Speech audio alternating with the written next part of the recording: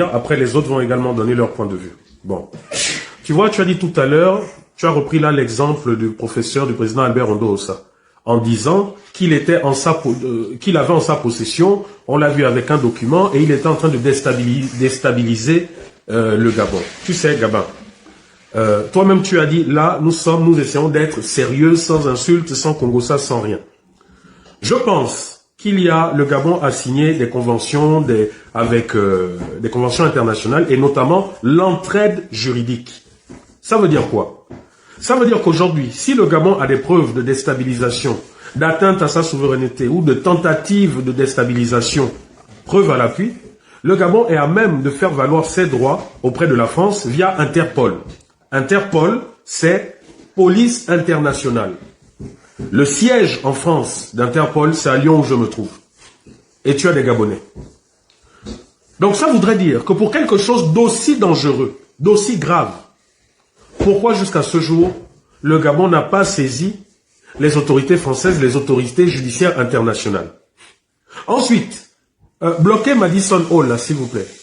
Qu'est-ce qui te fait dire que Albert Ondosa avait des documents qui étaient susceptibles de déstabiliser le Gabon, parce que de toute cette vidéo, de ces bouts de vidéo que nous avons tous vus, personne ne voit le moindre document, hein? Personne n'a la certitude que la capture d'écran qu'on nous a montrée sans Albert Ondosa qui écrit est bien le document, rempli de fautes en même temps. Et en même temps, qu'est-ce qui a amené à dire que ce sont des documents ou que c'est une vidéo dans un cadre de déstabilisation ou de coup d'État ou je ne sais trop quoi? Qui a mené des enquêtes? Y a-t-il eu des enquêtes qui ont été menées? Et ensuite, cette histoire a été relevée par des activistes du palais. Donc là, moi, ce sont les questions que je me pose. Et jusqu'à ce jour, M. Albert Ondosa est libre de ses mouvements. Libre de ses mouvements. Donc, tout de suite, je me dis, c'est du Congossa, c'est pas quelque chose de sérieux. Premièrement. Deuxièmement, tu dis les actes subversifs. Actes subversifs qui n'ont pas été définis dans la loi. Parce que le dictionnaire Larousse ou le dictionnaire Robert peut donner une définition aux actes subversifs, ça n'engage que lui. Nous, c'est la définition qui a été donnée dans la loi qui nous intéresse. Et là, dans cette loi, il n'y a aucune définition des actes subversifs. Mais je vais aller dans ton sens. Moi, je crée mon parti politique en exil. Et quand je crée mon parti politique, mon but est de renverser le pouvoir en place par des actions civiques. Et quelles sont les actions civiques? La grève, le droit à la grève, la ville morte, le blocage des institutions, par exemple, en demandant aux députés de voter ou de s'abstenir de voter pour toutes les lois. Hein? Ça, la loi me permet de le faire. Mais je suis à l'étranger. Mon organisation, c'est mon parti politique, clandestin même, parce qu'il n'est pas reconnu par l'État gabonais. Mais c'est ça mon but. Et à Libreville, j'ai des cellules qui sont chargées d'entrer en contact avec d'autres partis ou avec des organisations syndicales pour organiser des grèves régulièrement parce que les droits des Gabonais sont violés. Et nous, notre but également est de convaincre les députés, par exemple, de ne plus voter les lois issues de ce gouvernement dans le but de bloquer et de faire chuter ce gouvernement, de faire en sorte que s'il y avait un Premier ministre, que le Premier ministre démissionne. Alors, selon votre loi, est-ce que j'aurais posé des actes subversifs? Parce que, je te donne l'exemple, ce dont j'ai parlé, c'est passé ici en France. Les politiques ont mis en place des stratégies pour bloquer le gouvernement et ça conduit plus d'une fois à la démission, à la chute de tout un gouvernement. Donc je te pose la question, est-ce que si là, Oligui Nguema et son gouvernement ont la preuve que Moiré Kouladja a mis en place une organisation clandestine depuis l'étranger, dont le but est de faire chuter son gouvernement à travers des grèves, à travers des villes mortes, à travers la désobéissance civile et pacifique, est-ce que je serais susceptible d'être dépossédé de ma nationalité parce que ayant conduit des actes subversifs? Selon toi. Tu peux répondre, hein? Je me mets. Oui, je vais te répondre. Tu vois, tout ce que tu as eu à citer, la grève et autres, c'est prévu par la loi. La grève est quelque chose de connu. Là, nous ne sommes pas en train de parler, parce que lorsque l'on parle d'actions subversives, ça s'apparente à des actions où on parle d'ingouvernabilité totale. Mais là, moi, je te donne des exemples, où là, nous allons entraîner l'ingouvernabilité totale à travers ces actions pacifiques.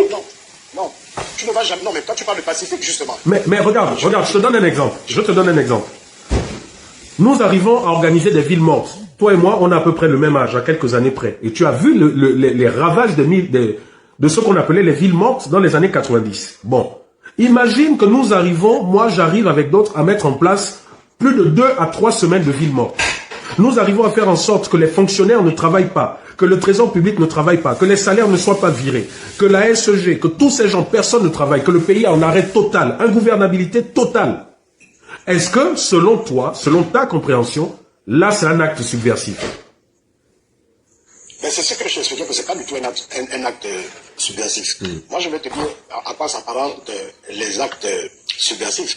C'est notamment, tu te rappelles, lorsqu'il y a eu des actions qui ont été menées depuis chez vous, la diaspora, qui ont conduit à ce que l'on brûle les édifices publics, n'est-ce pas? Vos camarades, oui, effectivement. Vos camarades du parti UDB là-bas. Non, tu ne peux pas dire ça aujourd'hui. Et à cette époque, c'était pas une affaire de camarades UDB. Ce que je veux dire, c'est que il y a toujours de la tolérance. Et il y a un fossé entre ce que tu viens de décrire et ce que je suis en train de te dire. Est-ce que tu vois un peu? Je vois. Lorsque ça va dans ce sens, parce que toi, tu es pacifique. C'est-à-dire que les personnes que vous allez voir pour fédérer à vos grèves, ils y vont de manière volontaire, et puis ce n'est pas agressif comme on dit. C'est simplement pacifique. Mais je te parle des édifices justement publics que l'on détériore. Nous avons vu avec l'exemple, l'affaire des kidnappings à l'époque, le monsieur qui a perdu sa vie parce que, bon voilà. Donc, c'est ce carcan que l'on définit de l'intérieur, hein, quand on est au pays, c'est ce genre d'action que l'on définit mais je ne suis pas d'accord avec toi. Je ne suis pas d'accord avec toi et les juristes, je ne suis pas d'accord avec toi. Pourquoi? Pourquoi je ne suis pas d'accord avec ça? Et les juristes après, hein, je crois qu'ils donneront leur avis. Pourquoi je ne suis pas d'accord avec ça? Parce que tu vois, Gabin, là c'est ton interprétation à toi. Ce n'est pas ce que la loi dit justement. C'est toi qui estimes que action subversive, c'est ça, ça, ça, ça. Tu fais une interprétation. Or, la loi ne le dit pas. Mais si tu prends le cas du code pénal, du code de nationalité précédent, qu'est-ce qu'il disait? Il n'y avait que 2 cas où on pouvait déchoir un Gabonais de sa nationalité. Le premier cas, c'était s'il avait acquis sa nationalité de façon frauduleuse. Et le deuxième cas, c'est s'il avait été victime, s'il s'était rendu passible de haute trahison. Et la haute trahison avait été définie. Elle avait été définie comme étant ce compatriote qui se serait donné à des activités avec une puissance étrangère contre l'État gabonais. Là, c'était clair. Contre l'État gabonais en temps de guerre ou autre. Là, tu vois, c'était clair. Ça avait le mérite d'être clair. Or, aujourd'hui, rien n'est défini. On nous parle d'action subversive. Donc, ça veut dire que c'est en fonction de celui qui aura compris l'action subversive. C'est ça, en fait. Bon, il y a la juriste Love qui va prendre la parole. Là, je me mute. J'ai une motion, à part qu'on a vraiment avancé sur là, il y a beaucoup d'articles à lire, et il y a Esther qui est là, il y a d'autres qui sont là. Donc, il faut comprendre que quand on parle par exemple de déstabilisation du gouvernement, parce que moi, il y a quelque chose que je comprends pas ici.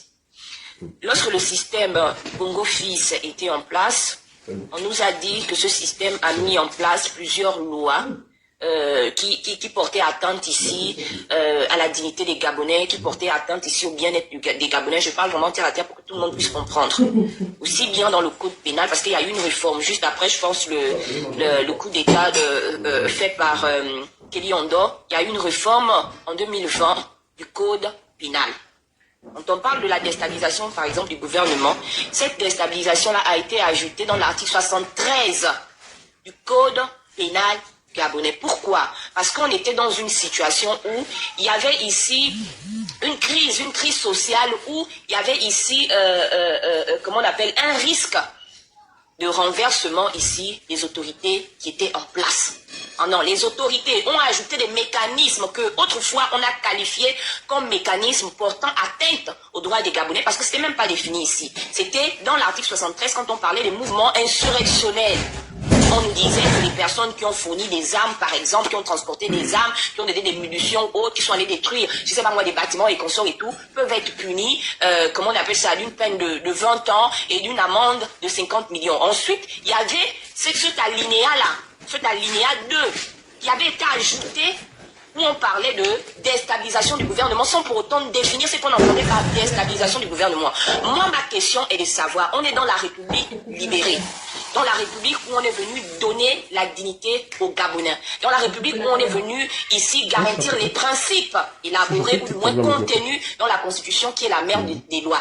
Qu'est-ce qui justifie qu'un tel mécanisme de déstabilisation du gouvernement qui alors a été inséré pendant le système Bongo Fils, qu'on a qualifié ici de mécanisme qui porte atteinte aux droits, aux conventions et autres, viennent se retrouver dans le code de nationalité et on fait même encore pire de ce qui s'est passé pendant le système Bongo, parce que là encore, le système Bongo a dit, tu ne perds pas ta nationalité.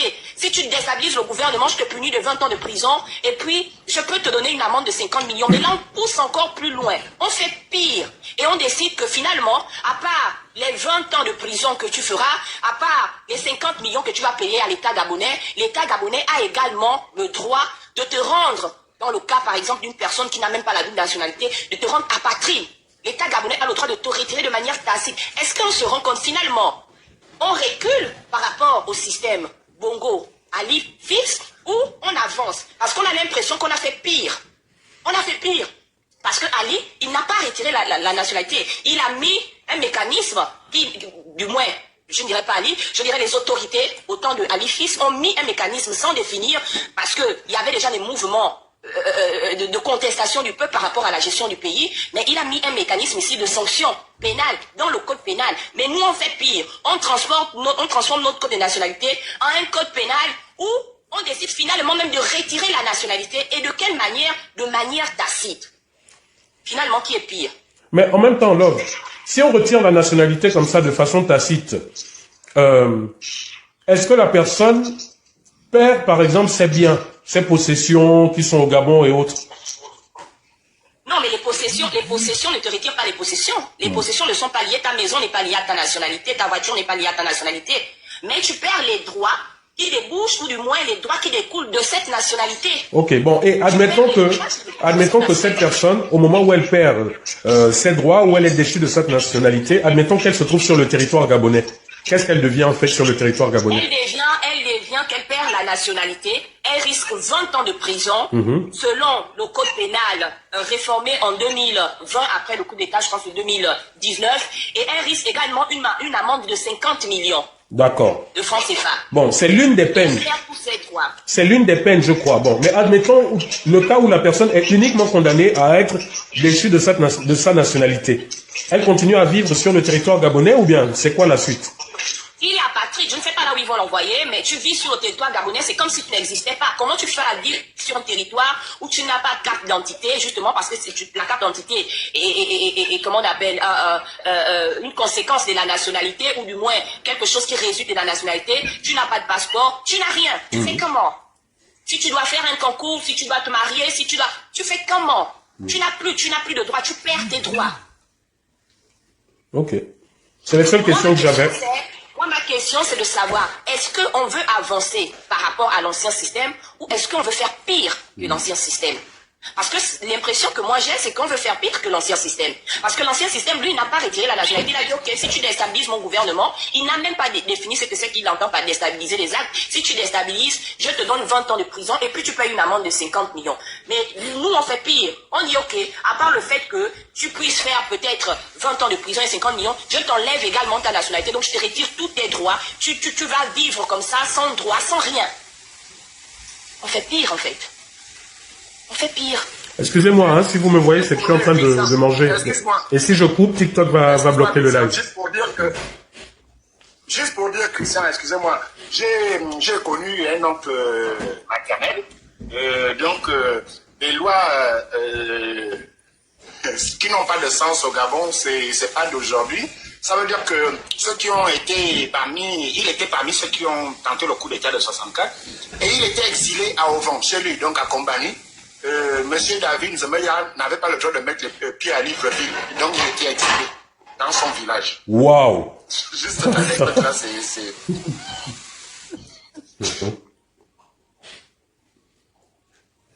Je voulais... Est-ce que je peux me permettre juste une petite précision? Enfin, une motion. Je voulais juste rajouter que dans un pays, il y a deux statuts. soit vous êtes national du pays, soit vous êtes étranger. Il n'y a pas 36 000, il n'y a pas de statut intermédiaire, j'ai envie de dire. À la limite, si on peut parler de statut intermédiaire, c'est peut-être une personne qui est réfugiée ou une personne qui est bénéficie de ce qu'on appelle la protection subsidiaire, etc. Mais je ne sais même pas si on peut vraiment parler de statut intermédiaire. La personne est étrangère, mais elle bénéficie d'une protection particulière de la part du pays d'accueil. Contrairement aux autres étrangers qui sont soumis à l'obligation d'avoir un titre de séjour, etc., etc. Donc, concrètement, si on a une disposition du Code de la nationalité qui permet de faire renoncer, parce que si c'est pas la déchéance, et là c'est dommage parce qu'en fait c'est vraiment un point sur lequel je voulais faire un gros focus, mais on l'anticipe un peu, mais bon, je donne quand même quelques éléments. Si il y a une disposition du Code de la nationalité qui permet de faire en sorte que quelqu'un renonce de manière tacite, ce qui est d'ailleurs extrêmement curieux, hein, c'est un oxymore, vous pouvez remarquer. Comment est-ce qu'on peut renoncer de manière passivement? C'est-à-dire que vous ne faites rien, vous ne faites pas une action dans le sens de renoncer, mais on interprète une action de votre part comme étant une action manifestant votre volonté de renoncer. C'est aussi alambiqué comme concept, comme façon de voir que de l'exprimer. C'est aussi compliqué de l'exprimer que par rapport à ce qu'ils ont écrit dans leur document. Bref. Donc, si on a une disposition du Code de la nationalité, effectivement, qui fait en sorte que quelqu'un perde sa nationalité de cette manière aussi curieuse, et comme j'ai dit tantôt, dans le pays, vous avez deux statuts. Soit vous êtes étranger, soit vous êtes national. Si vous perdez la nationalité, vous n'êtes donc pas étranger, puisque vous étiez national avant, vous vous retrouvez dans quoi? Vous vous retrouvez dans une situation d'apatridie de fait. De fait, vous êtes quelqu'un qui est sans nationalité. Et je tiens à préciser que, si vous allez lire l'article 64, il ne prend pas le soin de préciser que la renonciation tacite ne doit pas avoir pour conséquence de faire en sorte que la personne se retrouve sans nationalité, ce qu'on appelle l'apatridie. Donc vous vous retrouvez apatride de fait. Et pour répondre précisément à la question de monsieur Christian Rekula, si vous êtes apatride de fait, on est sur TikTok, c'est la MORT sociale. C'est la MORT, comment dire ça, juridique. C'est-à-dire que vous ne pouvez rien faire. Donc, la propriété, je sais pas moi, de X ou Y chose, et tous les droits qui sont éventuellement rattachés au statut de quelqu'un, mais vous les perdez aussi. Je prends un exemple.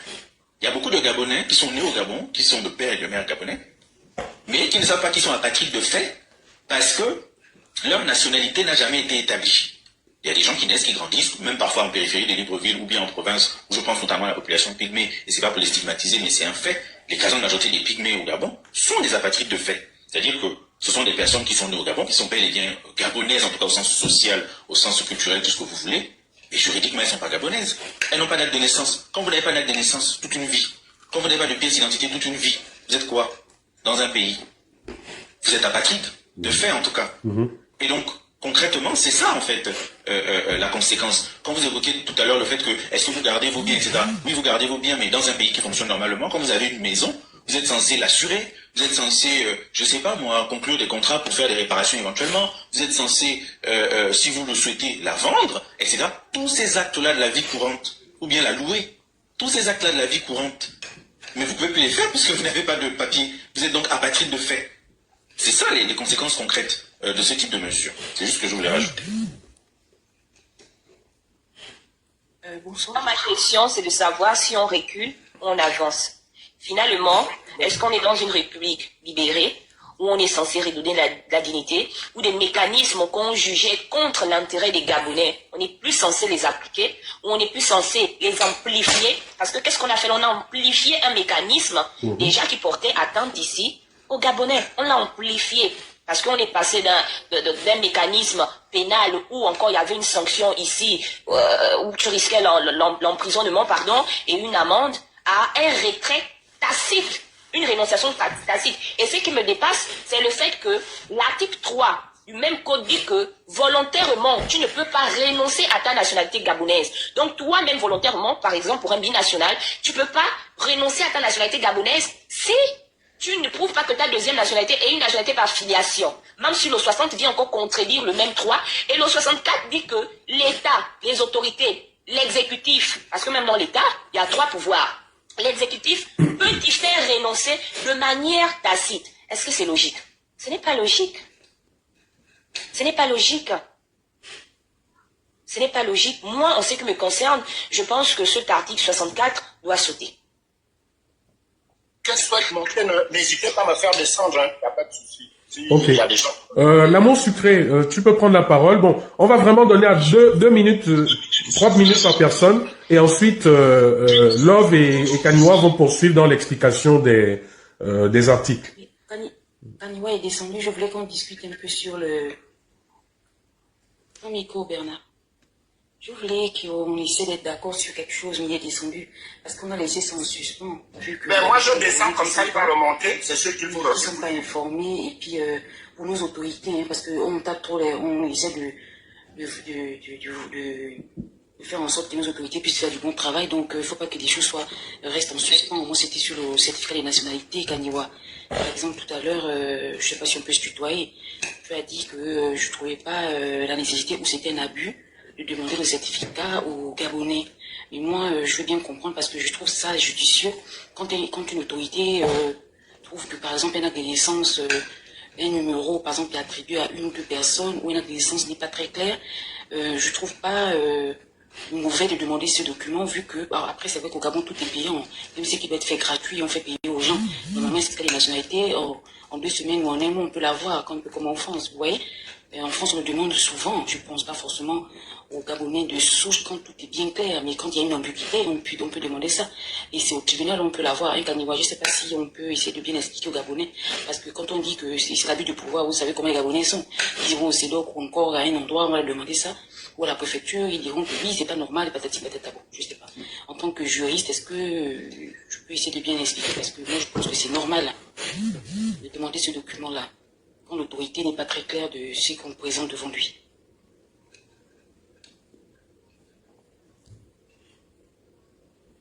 Kaniwa, ton micro. Il a entendu ou pas? Oui, désolé.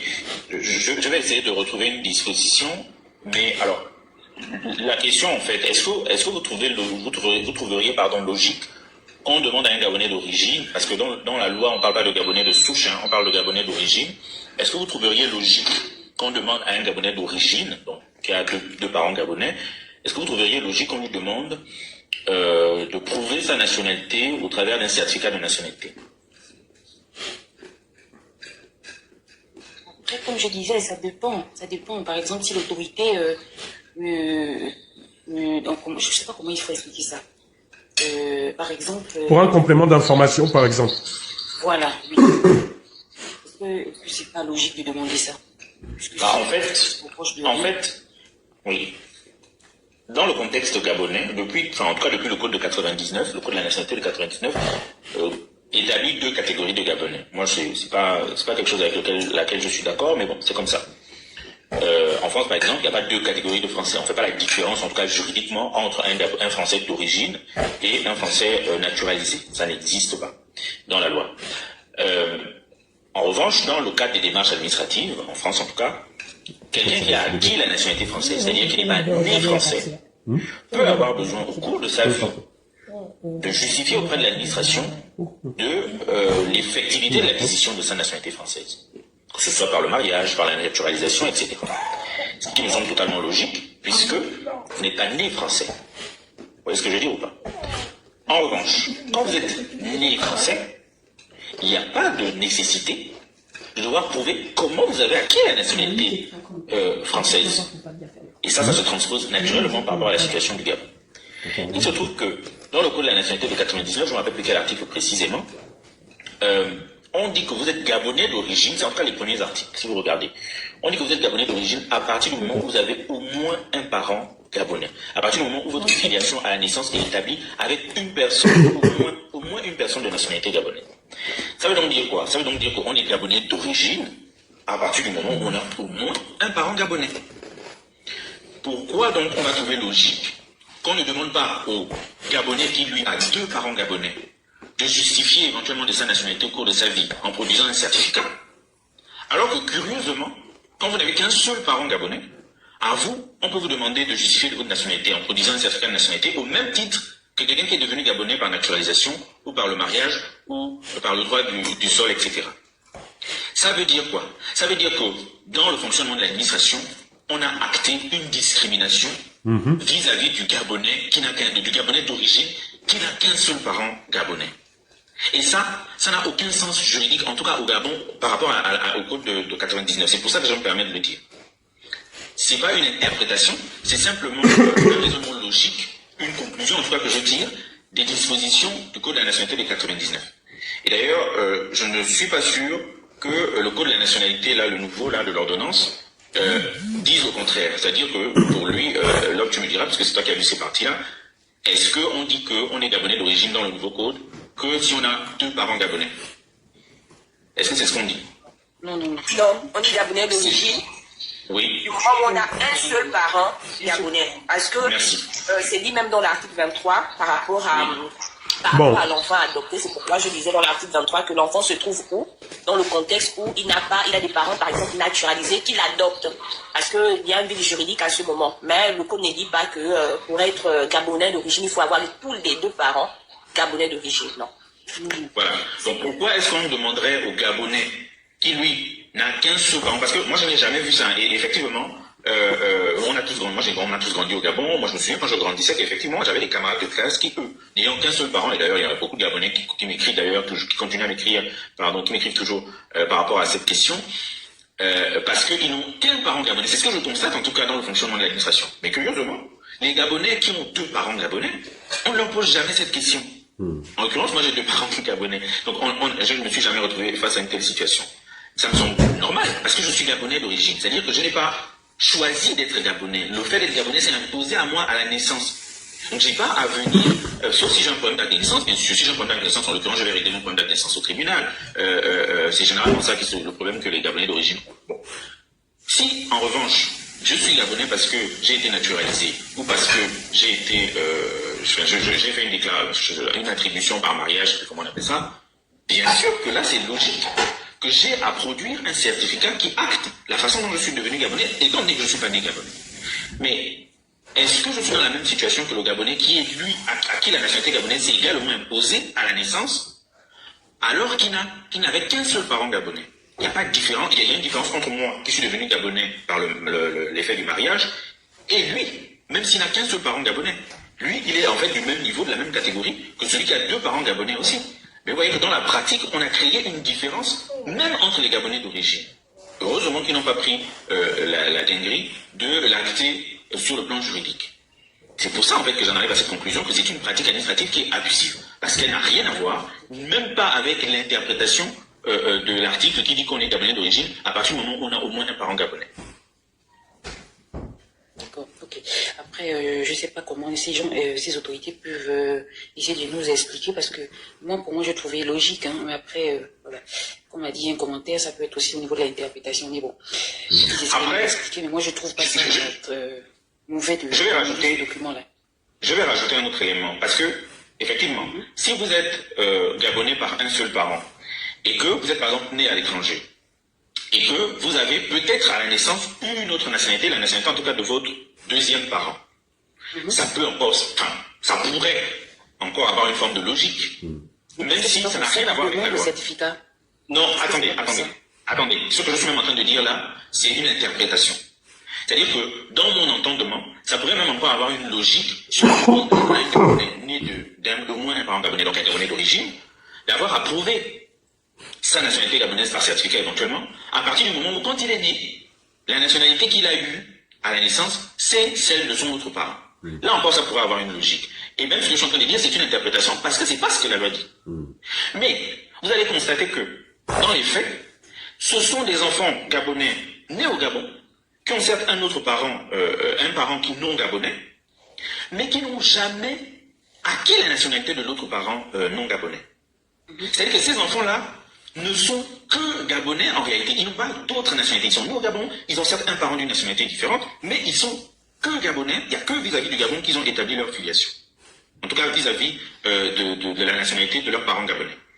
Pourquoi à ces enfants-là, alors que le code de la nationalité dit qu'ils sont gabonais d'origine, pourquoi à eux, on viendrait leur demander un certificat de nationalité au même titre que quelqu'un qui est devenu gabonais par naturalisation ou par l'effet du mariage, alors que la nationalité gabonaise s'est imposée à eux à la naissance sans qu'ils aient eu à faire un quelconque choix. C'est ça le sens du certificat de la nationalité. Le sens du certificat de la nationalité, c'est que vous avez à un moment donné de votre vie fait le choix d'acquérir une nationalité, vous devez donc, dans le courant de votre vie, avoir à prouver devant l'administration que oui, je suis devenu gabonais de cette manière-là, et ça s'est passé sans fraude.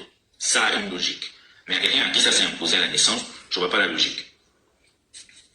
Ok, bon, en tout cas, je pense que peut-être qu'il y a beaucoup qui étaient dans la même situation que moi. Après, il y a le Pyongyang, à un moment donné, on essaie de parler un peu du code du Gabon. On ne va pas toujours ramener la France à notre constitution et compagnie. C'est vrai qu'on calque un peu la France, mais il faut qu'on la laisse un peu là où elle est, parce que souvent, même la France se perd dans ses lois.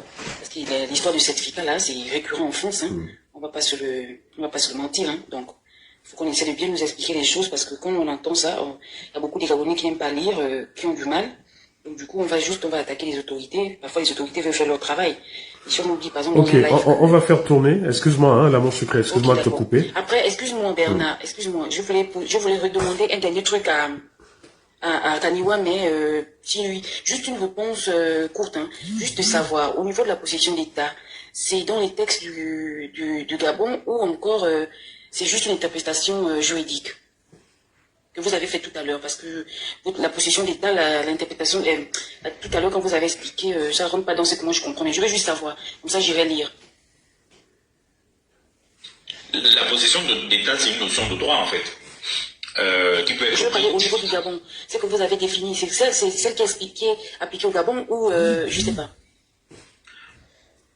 Enfin, ce que je veux dire, c'est que au Gabon, la possession d'État existe aussi. Alors, ça peut être défini dans certains textes ou pas d'ailleurs, mais c'est quelque chose, c'est une notion en droit civil, notamment en droit civil de la filiation, qui est utilisée, et même au Gabon, parce que le Gabon, de toutes les façons, la tradition civiliste qu'on a, ben, c'est la tradition française. Donc, la possession d'État, c'est une notion qu'on peut utiliser tout à fait au Gabon. Et d'ailleurs, dans cette ordonnance-là, ils définissent ce qu'ils entendent par possession d'État. Dans l'ordonnance en question. Alors, il me semble que le Code civil gabonais aussi parle de la possession d'État. J'ai presque pas de doute là-dessus, mais ce qui est intéressant, c'est que cette ordonnance, en l'occurrence, définit ce que c'est que la possession d'État. La possession d'État, c'est simplement le fait que vous vous comportiez d'une certaine manière, alors que c'est pas acté de manière juridique. Par exemple, vous vous comportez comme étant le père d'un enfant, mais c'est pas acté sur le plan juridique. Et le fait de vous être comporté comme cet enfant pendant un temps déterminé, sans qu'il y ait de contestation, ça donne des droits en fait, et vous pouvez faire reconnaître ces droits-là au travers d'une procédure judiciaire. Généralement, il faut saisir le juge au bout d'un moment. Ouais. Oui, là ça revient dans ce que je... Voilà. Okay. Merci beaucoup, Camille. L'amour sucré. L'article 2 du Code de nationalité, je compris ce que le frère Kaniwa disait. Tu demandais l'article du Code de nationalité. Donc la possession d'État, tu trouves ça à l'article 2 du Code de nationalité lorsqu'il donne des définitions des termes. Donc, ils nous disent qu'en principe, c'est un étranger qui se comporte comme un Gabonais. Donc, tu peux retrouver ça, la définition à l'article 2, en ce qui concerne la possession d'État. Qu'est-ce qu'ils entendent par possession d'État au Gabon? D'accord, merci beaucoup. Merci, Taniwa. Merci, c'est très gentil. En tout cas, je vais dormir moins bête ce soir. Nous tous, hein. Ok, bon, on va essayer d'avancer rapidement pour que le frère Kaniwa et la sœur Love puissent évoluer dans l'explication des articles. Donc je vais rapidement donner, je ne sais plus si c'est la sœur Tagassia ou Bottier qui était l'avant, je ne sais plus. Qui était l'avant? Bonsoir à tous. Alors, okay. C'est à la fois touffu et précis, comme sur les articles. C'est Madame Love qui était sur le cas des adoptions plénières. Cool. Donc, je vous laisse même prendre des notes parce que la situation est précise. Et je suis sur le fameux lien avec le parent biologique ou pas. L'enfant est arrivé au Gabon avec un parent biologique non gabonais. Cet enfant, ce parent biologique non gabonais, est devenu gabonais par le mariage avec un Gabonais autochtone. Ce Gabonais autochtone adopte l'enfant né hors du Gabon, non gabonais. Cet enfant cette adoption passe par une adoption plénière avec un certificat de nationalité qui rattache donc l'enfant à un Gabonais d'origine, du moins autochtone, je ne sais même plus comment on le dit, peu importe.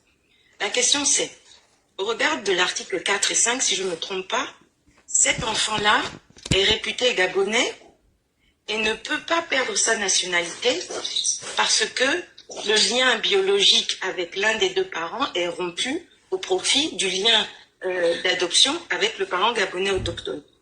Donc, ce Gabonais-là, il peut ou il ne peut pas perdre sa nationalité sur le processus de l'article 64. Ça, c'est ma première question.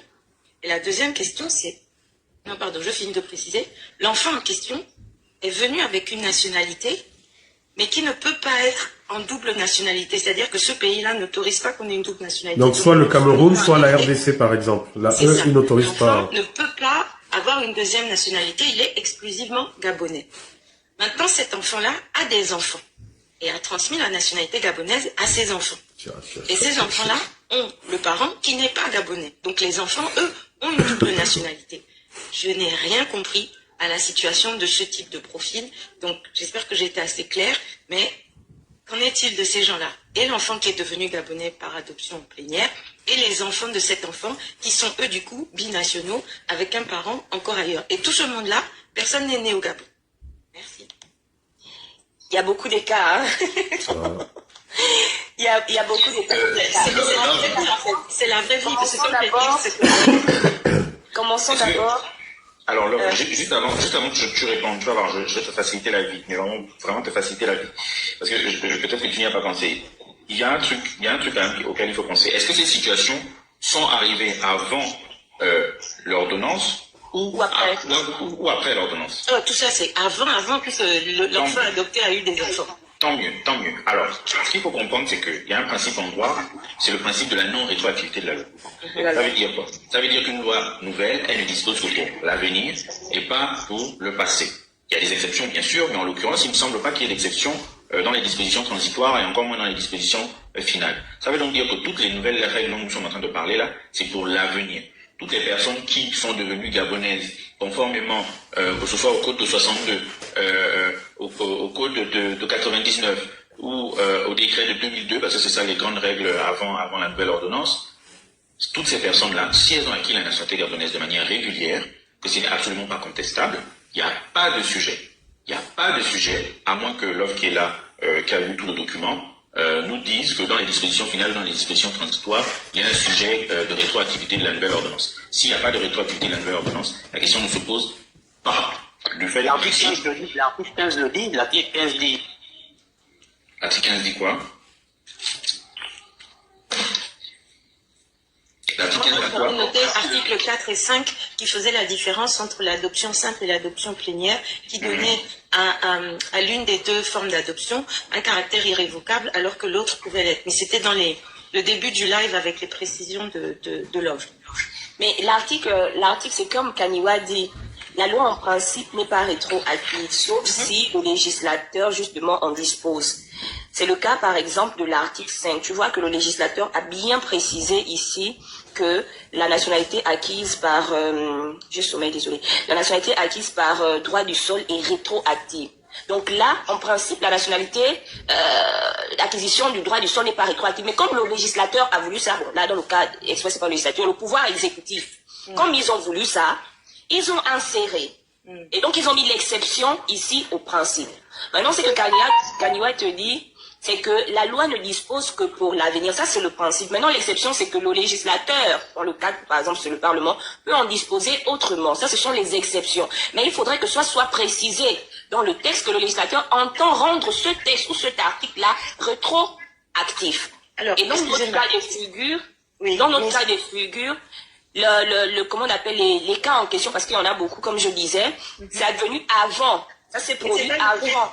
Le point, c'était sur votre sur le caractère contradictoire. Parce que moi, je ne suis pas sur la rétroactivité. Je suis sur le caractère, la nationalité acquise par l'adoption plénière n'est, entre guillemets, pas révocable. Mais plus loin, vous expliquez que on peut quand même perdre cette nationalité ou en subir la déchéance. Et c'est là que je questionnais. Mais finalement, ce cas-là est protégé ou ne l'est pas? Vous êtes en train de faire le lien entre l'article, si je comprends bien, l'article 23 et l'article 64. Moi, j'étais sur le 5 pour les adoptions plénières ou le 4, mais je me suis pas trompée. Alors, le 5 dit ceci. Le 5 ne parle pas ici du caractère révocable ou pas de la nationalité. Le 5 parle du caractère rétroactif c'est le 4. Pardon, c'est le 4. Ah, ok. Attendez. C'est au moment où vous expliquez la différence entre les adoptions, et vous vouliez surtout faire comprendre que si l'enfant était, par exemple, un nourrisson... Dans le 4, oui. Un nourrisson qui n'avait pas de lien biologique avec son adoptant. Et vous ne preniez pas l'exemple un des deux parents garde le lien biologique, mais l'autre parent est l'adoptant. Non, finalement, dans la somme des explications, on est quand même arrivé à quelque chose de clair. Je vais expliquer parce que je pense que vous avez un peu tout mélangé. Oui, c'était pas clair, justement. Voilà, je me rends compte que vous avez tout mélangé. Alors, l'article 4 ici nous parle de la filiation. Je vais relire l'article 4. La filiation ne produit de fait sur la nationalité gabonaise que si elle est établie dans les conditions déterminées par le droit gabonais. Le papa gabonais fait un enfant avec une dame ici qui est peut-être gabonaise ou qui est peut-être étranger. Ce papa transmet sa nationalité à son enfant. Filiation. Différent du mécanisme ici d'adoption plénière qui est évoqué par l'article 5. Adoption plénière, l'enfant du conjoint ou un enfant étranger, que deux Gabonais, peut-être naturalisés, peut-être Gabonais par droit du sol, ou peut-être ici Gabonais autochtones, ou peut-être Gabonais par mariage, décident d'adopter. Article 23. Ils gardent l'enfant chez eux pendant 1 an. Ensuite, ils entament la procédure ici d'adoption. Ce qui se produit dans ce cas d'adoption plénière, c'est quoi? C'est que le lien de filiation que cet enfant-là a avec ses parents biologiques, si c'est pas l'enfant du couple, parce que même dans l'adoption plénière, on peut adopter l'enfant du conjoint. On prend le cas de cet enfant-là, qui n'est peut-être pas l'enfant des deux parents ici, qui est un enfant, un étranger, on va dire ça comme ça, qui décide d'adopter. Lorsque le jugement d'adoption est prononcé, la filiation que cet enfant avec ses parents biologiques qui l'ont mis au monde est interrompue. Un nouveau lien, qu'on appelle lien artificiel ici, est créé entre les nouveaux parents, qu'on appelle les adoptants, et l'enfant qu'on appelle l'adopté. L'enfant prend la nationalité des adoptants, parce qu'un nouveau acte de naissance est établi. Dans le cas où donc parmi les deux adoptants, c'est deux Gabonais par exemple autochtones, l'enfant sera Gabonais d'origine. Dans le cadre où il y a un Gabonais par exemple autochtone et un autre Gabonais étranger, l'enfant aura également la nationalité gabonaise d'origine parce que c'est ce cas qui est prévu par l'article 23 du Code de nationalité. Maintenant, le vide juridique se pose.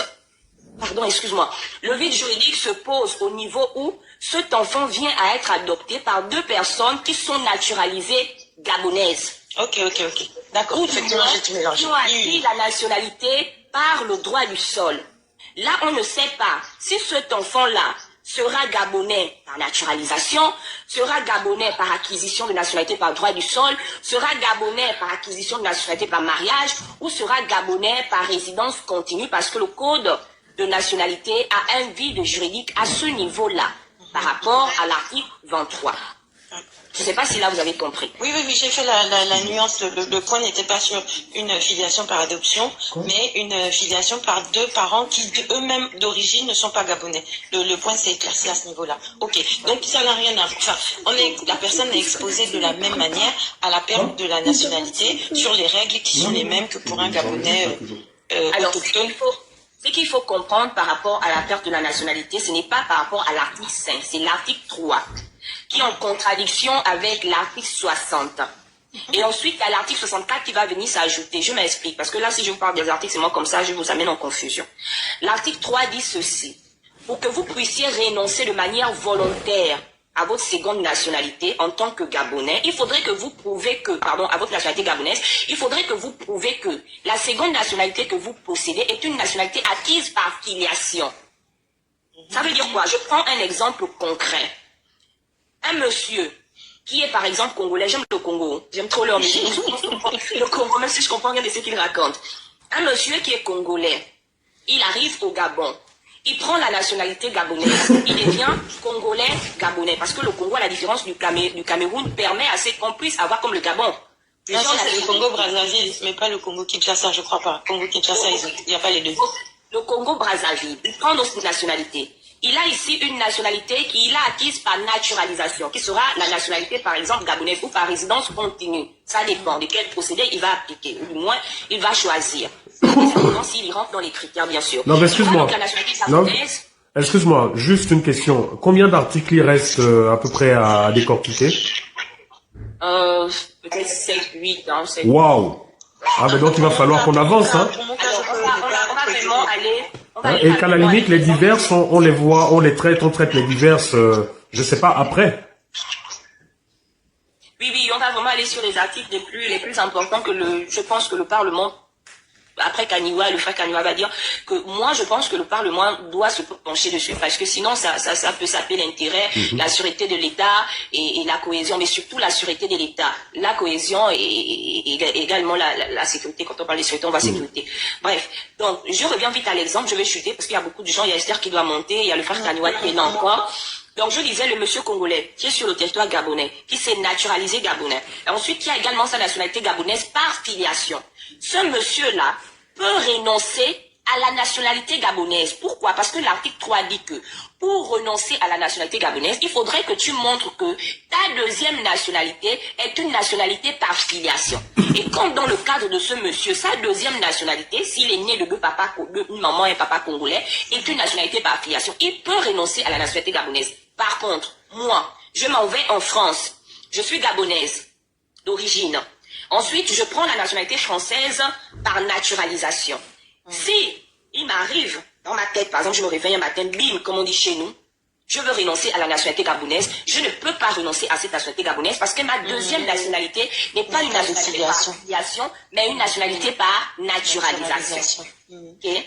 Dans le cadre de l'article 60, par contre, il se contredit avec cet article 3 parce que l'article 60 dit que tout Gabonais en état majeur peut renoncer à sa seconde nationalité, alors que l'article 3 dit le contraire, parce qu'il y a la condition de la seconde nationalité qui doit être la filiation.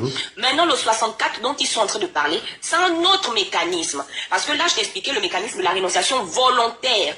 Le 64 dont ils parlent, c'est la renonciation ici que fait l'État. Ce n'est plus toi qui renonces, mais c'est l'État qui t'y fait renoncer de manière tacite. C'est-à-dire c'est l'État qui t'oblige, qui te retire la nationalité. Sans ta volonté expresse. C'est l'État qui va contre. Tu vois? Et l'État ici ne prend pas en considération le fait que tu aies deux nationalités ou que tu aies juste la seule nationalité gabonaise. Parce qu'ils ne disent pas qu'on ne peut pas retirer, ce n'est pas précisé. Et d'ailleurs, le frère Kaniwa disait que dans la déchéance, ils ont pris le temps de préciser qu'il ne peut pas déchoir quelqu'un qui a une seule nationalité. Par contre, dans la rénonciation tacite, ils n'ont pas précisé ça. Ça veut dire que ça peut également arriver à une personne qui a seulement la nationalité gabonaise. L'État peut également te retirer et te rendre apatride. C'est pourquoi on dit que l'article 64 doit... Enfin, personne ne nous, certains se sentent dans l'obligation de ne rien dire, de peur de représailles, de peur de se faire taxer de X ou Y. Ce qu'on oublie, c'est que ce genre de loi, comme vous le disiez tout à l'heure, quelqu'un qui a de la mauvaise, enfin, juste qui veut, qui pourra lui prendre parce qu'il aura reçu les ordres là-haut, comme ils se disent toujours. Enfin, on te réduit à zéro du jour au lendemain, juste parce que, juste parce qu'on veut faire plaisir à une personne, et puis voilà, et puis la vie continue. C'est triste qu'on en arrive là, vraiment. Enfin, je ne sais pas quel Gabon vous avez l'intention de bâtir, vous qui aujourd'hui avez décidé de ne pas en parler, parce que c'est aussi un choix de décider de ne pas en parler. Mais où allons-nous réellement? C'est quoi? Enfin, est-ce que vous vous rendez compte des enjeux que cela peut impliquer sur vos enfants, sur un ami, sur une connaissance, sur quelqu'un peut-être que vous connaissez, enfin, c'est triste de toujours porter des poids seulement lorsque vous vous sentez concerné.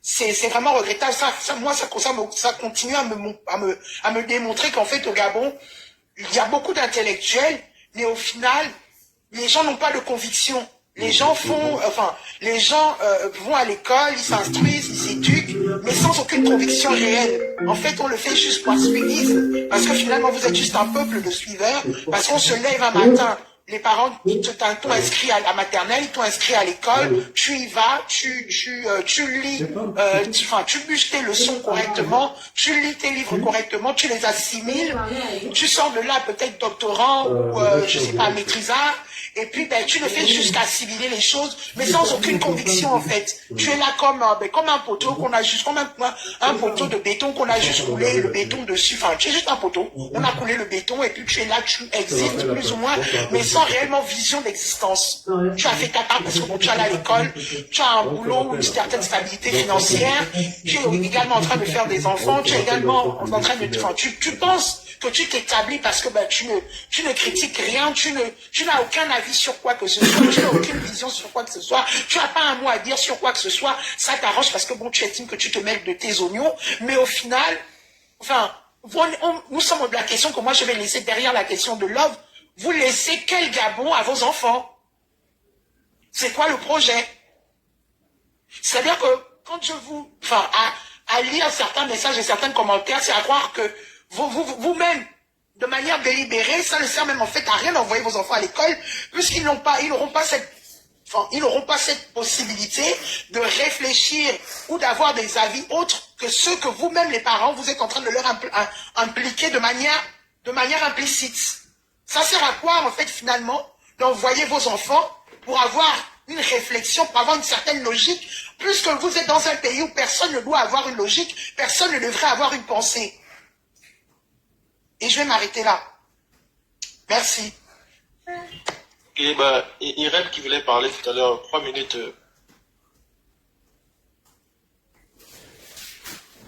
Ok, bonsoir. Bonsoir à tous. Je veux juste un peu rassurer un peu la compatriote qui est passée, juste pour dire que les pays n'évoluent pas de la même manière. Donc, notre pays est aussi en train d'écrire son histoire et d'évoluer petit à petit. Si on remonte aussi à des années, la France aussi, pour être à ce stade-là, elle est passée par pas mal aussi de turpitudes, c'est comme ça. Donc il faut simplement y croire que les choses pourront changer. Bon, moi je vais un peu venir aussi de mon avis par rapport à ce code. S'il vous plaît, je peux avancer s'il vous plaît. Moi je suis modératrice, c'est pourquoi je prends la parole rapidement. Alors, je suis désolée, je ne sais pas comment on en est arrivé là. On a beaucoup d'articles à éplucher, à lire. Je vais parler d'articles aussi, Monsieur, s'il vous plaît, je suis modératrice. Souffrez de m'écouter jusqu'à la fin, vous allez comprendre où je veux en venir. D'accord? Ce live, nous l'avons préparé pour rendre ce code qui est déjà assez incompréhensible, un peu plus clair pour ceux qui ne peuvent pas l'analyser ou bien le comprendre. Donc, c'était un live à caractère pédagogique. On interdit aux uns aux autres de donner des avis, mais on aimerait peut-être essayer d'avancer sur l'ensemble des articles parce qu'il se fait tard. Les deux juristes que nous avons sur le panel ont aussi des activités. Donc là, vraiment, je vais être un peu méchante, désolée, mais il faut qu'on avance. Il faut qu'on essaye d'aller sur les articles et peut-être le grand Bernard, s'il permet, on pourra organiser un live pour que les gens montent maintenant donner leur avis. Parce que là, on est à plus de 3 heures de live. Si on doit republier ce live, il faut qu'on retienne vraiment les parties importantes. C'est vraiment important. Il faut qu'on retienne vraiment les parties importantes parce qu'on parle quand même de la loi. On parle quand même de la question de la nationalité. Donc, l'idéal serait que les uns et les autres qui veulent donner leur avis attendent le prochain live et on va continuer, mais vraiment sur la lecture et l'interprétation des articles. Je suis vraiment désolée. Vous pouvez parler des articles, madame. Oui, monsieur Oreb. Monsieur Oreb. Parler des articles, madame. Monsieur Oreb. Monsieur Oreb, je vous comprends déjà. Est-ce que vous êtes juriste? Non, on ne peut pas réduire ça au juriste. J'ai fait des recherches. Je ne sais pas si vous avez... Merci, Tagassi. Je ne sais pas si vous avez compris ma préoccupation. Parce que je suis en train de... l'article 12, par exemple, par rapport à l'article 64. Je veux donner ma contribution. Il faut de m'écouter. J'ai simplement pris un petit temps pour un peu parler à ma soeur, c'est tout. Vous l'encouragez, peut-être c'est tout. Mais je veux venir au point important des articles. Il ne fallait pas le descendre. Qui l'a descendu? En fait, c'était mieux, vu qu'il y a certains qui sont montés comme moi, comme Tanza ou comme lui, tout le monde devait finir. Après, là, il n'y a plus de personnes. Il termine, de toutes les façons. En fait, qu'il remonte. Qu'il remonte, mais le message que je passe là, je le passe à tout le monde, en fait. En fait, voilà pourquoi tout à l'heure j'ai demandé. Ça va faire brouillon et on ne va pas avancer. Tout à fait. Et moi j'avais une question. Et les uns et les autres vont donner leur appréciation. Ozangue, attends. Voilà pourquoi tout à l'heure j'ai demandé à Love. Parce qu'en réalité, c'est moi qui fais l'erreur. Le but, c'était d'abord qu'on élague tous les articles querellés, tous les articles que nous ne jugeons pas corrects et que beaucoup d'entre nous ne comprenons pas exactement. Et ensuite, les divers, par exemple, là, les questions, les cas particuliers, là, on les prendra. Mais pour l'heure, s'il vous plaît, regardez, il est 22h. Avançons d'abord sur le thème, sur les articles, et ensuite, on va revenir, pour ceux qui ont le cardio, on va revenir sur les particularités ou sur les questions. Hein, ceux qui ont des questions, s'il vous plaît, notez-les, et ensuite, une fois que les juristes auront fini, on va maintenant revenir sur les questions, s'il vous plaît. Désolé, hein, je sais que c'est passionnant, mais avançons. Ouais, Bernard, puisqu'on a bien 3 personnes sur le panel, qu'ils aillent vraiment rapidement. Ok. Et puis on va reprendre le truc du live. Sinon, ce serait le cas. Ok. Voilà. Donc, monsieur Oreb, allez-y rapidement. 3 minutes, hein, 3 minutes maxi. Ensuite, on aura Ozangue et ensuite Tat Nzao. Ah, moi, ça me va. Okay. Hein, moi, c'est pas de problème en fait. Ah, d'accord. Ok. Ok, merci. Je veux parler d'article. Je ne suis pas juriste, mais j'ai quand même fait des analyses. Par rapport à l'article 64, moi, il y a l'article 12 qui attire mon intervention. L'article 12 donne la prééminence aux conventions internationales sur le code pénal. Et la convention de 1961, d'après un juriste, le Gabon n'a pas fait que signer, simplement le Gabon a ratifié. Donc, ce qui veut dire qu'en lisant aussi cette convention... Le Gabon n'a pas ratifié la convention de 1961. Elle a ratifié la convention de 1954 en 1964, donc 10 ans après. Mais la convention de 1961 n'a jamais été ratifiée par le Gabon. Ok, bon, ça c'est effectivement un éminent juriste qui l'a dit, un éminent juriste gabonais qui a attesté qu'elle est ratifiée. Elle n'est pas ratifiée, c'est pas vrai. Ok. Et bon, si c'est que c'est ratifié, ça veut dire qu'en réalité, le Gabon ne peut pas déchoir un Gabonais de sa nationalité. En revanche, si maintenant la personne a la double nationalité, c'est là où maintenant c'est inquiétant. Parce que la disposition de la Convention 61 dit qu'on ne peut pas déchoir une personne qui n'a qu'une nationalité. Et donc, si par exemple, ceux qui peuvent être inquiétés, c'est peut-être ceux qui ont 2 nationalités. Parce que si on te déchoit une nationalité, la nationalité gabonaise, et quelqu'un gagne par exemple la nationalité américaine, il n'y aura pas de souci parce qu'elle ne sera pas en porte-à-faux avec les conventions internationales. Maintenant, qu'en est-il maintenant d'un Gabonais seul? Un Gabonais qui n'a qu'une seule nationalité? Pour moi, en fait, il y a des textes qui peuvent être inscrits et qui ne peuvent pas réellement être appliqués. Regardez un peu, par exemple, là où vous êtes en France, il n'y a pas beaucoup de cas des personnes qui ont vu qui ont été déchues de leur nationalité. Il n'y a pas beaucoup, malgré effectivement le fait que cette personne ait commis des attentats. Ça veut dire qu'en fait, ce texte-là, oui, et moi j'estime quand même que il faut quand même peut-être qu'on l'enlève. Il faudrait qu'on l'enlève.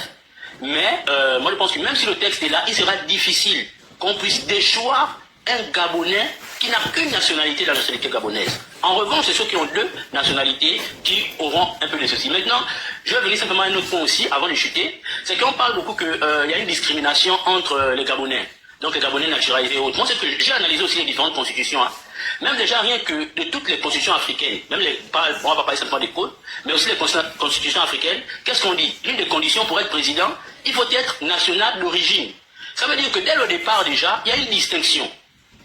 Il y a une distinction déjà, il y a une hiérarchisation entre les nationaux d'origine et les nationaux d'adoption. Partout c'est pareil. Je vais regarder pour le Bénin, le Sénégal, partout c'est pareil. Pourquoi on privilégie la nationalité autochtone? C'est simplement pour question de loyauté et pour éviter les conflits d'intérêts. Imaginons par exemple quelqu'un qui a une double nationalité et qui doit prendre par exemple le Gabon en conflit avec un autre pays. Est-ce que sa main ne va pas trembler? Est-ce que sa décision sera souveraine?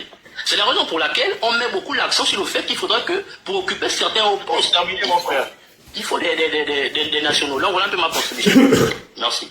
Sur ce dernier point, moi je me porte en faux par rapport à ça. Et je vous le dis, pourquoi je vous le dis. Les secteurs de souveraineté, les domaines de souveraineté au Gabon sont aux mains de qui? Sont-ils aux mains des Gabonais? Qui gère nos frontières? Ce sont des étrangers. Qui gère les secrets de l'État, les services de renseignement, les services d'écoute? C'était qui jusqu'à il y a quelques heures? C'était bien des Français. Qui sont chargés, qui a été chargé de réaliser des task force, les fameuses task force dont d'ailleurs les Gabonais n'ont jamais vu les résultats? C'est qui? C'est bien des Gabonais, c'est bien des étrangers, c'est un Français.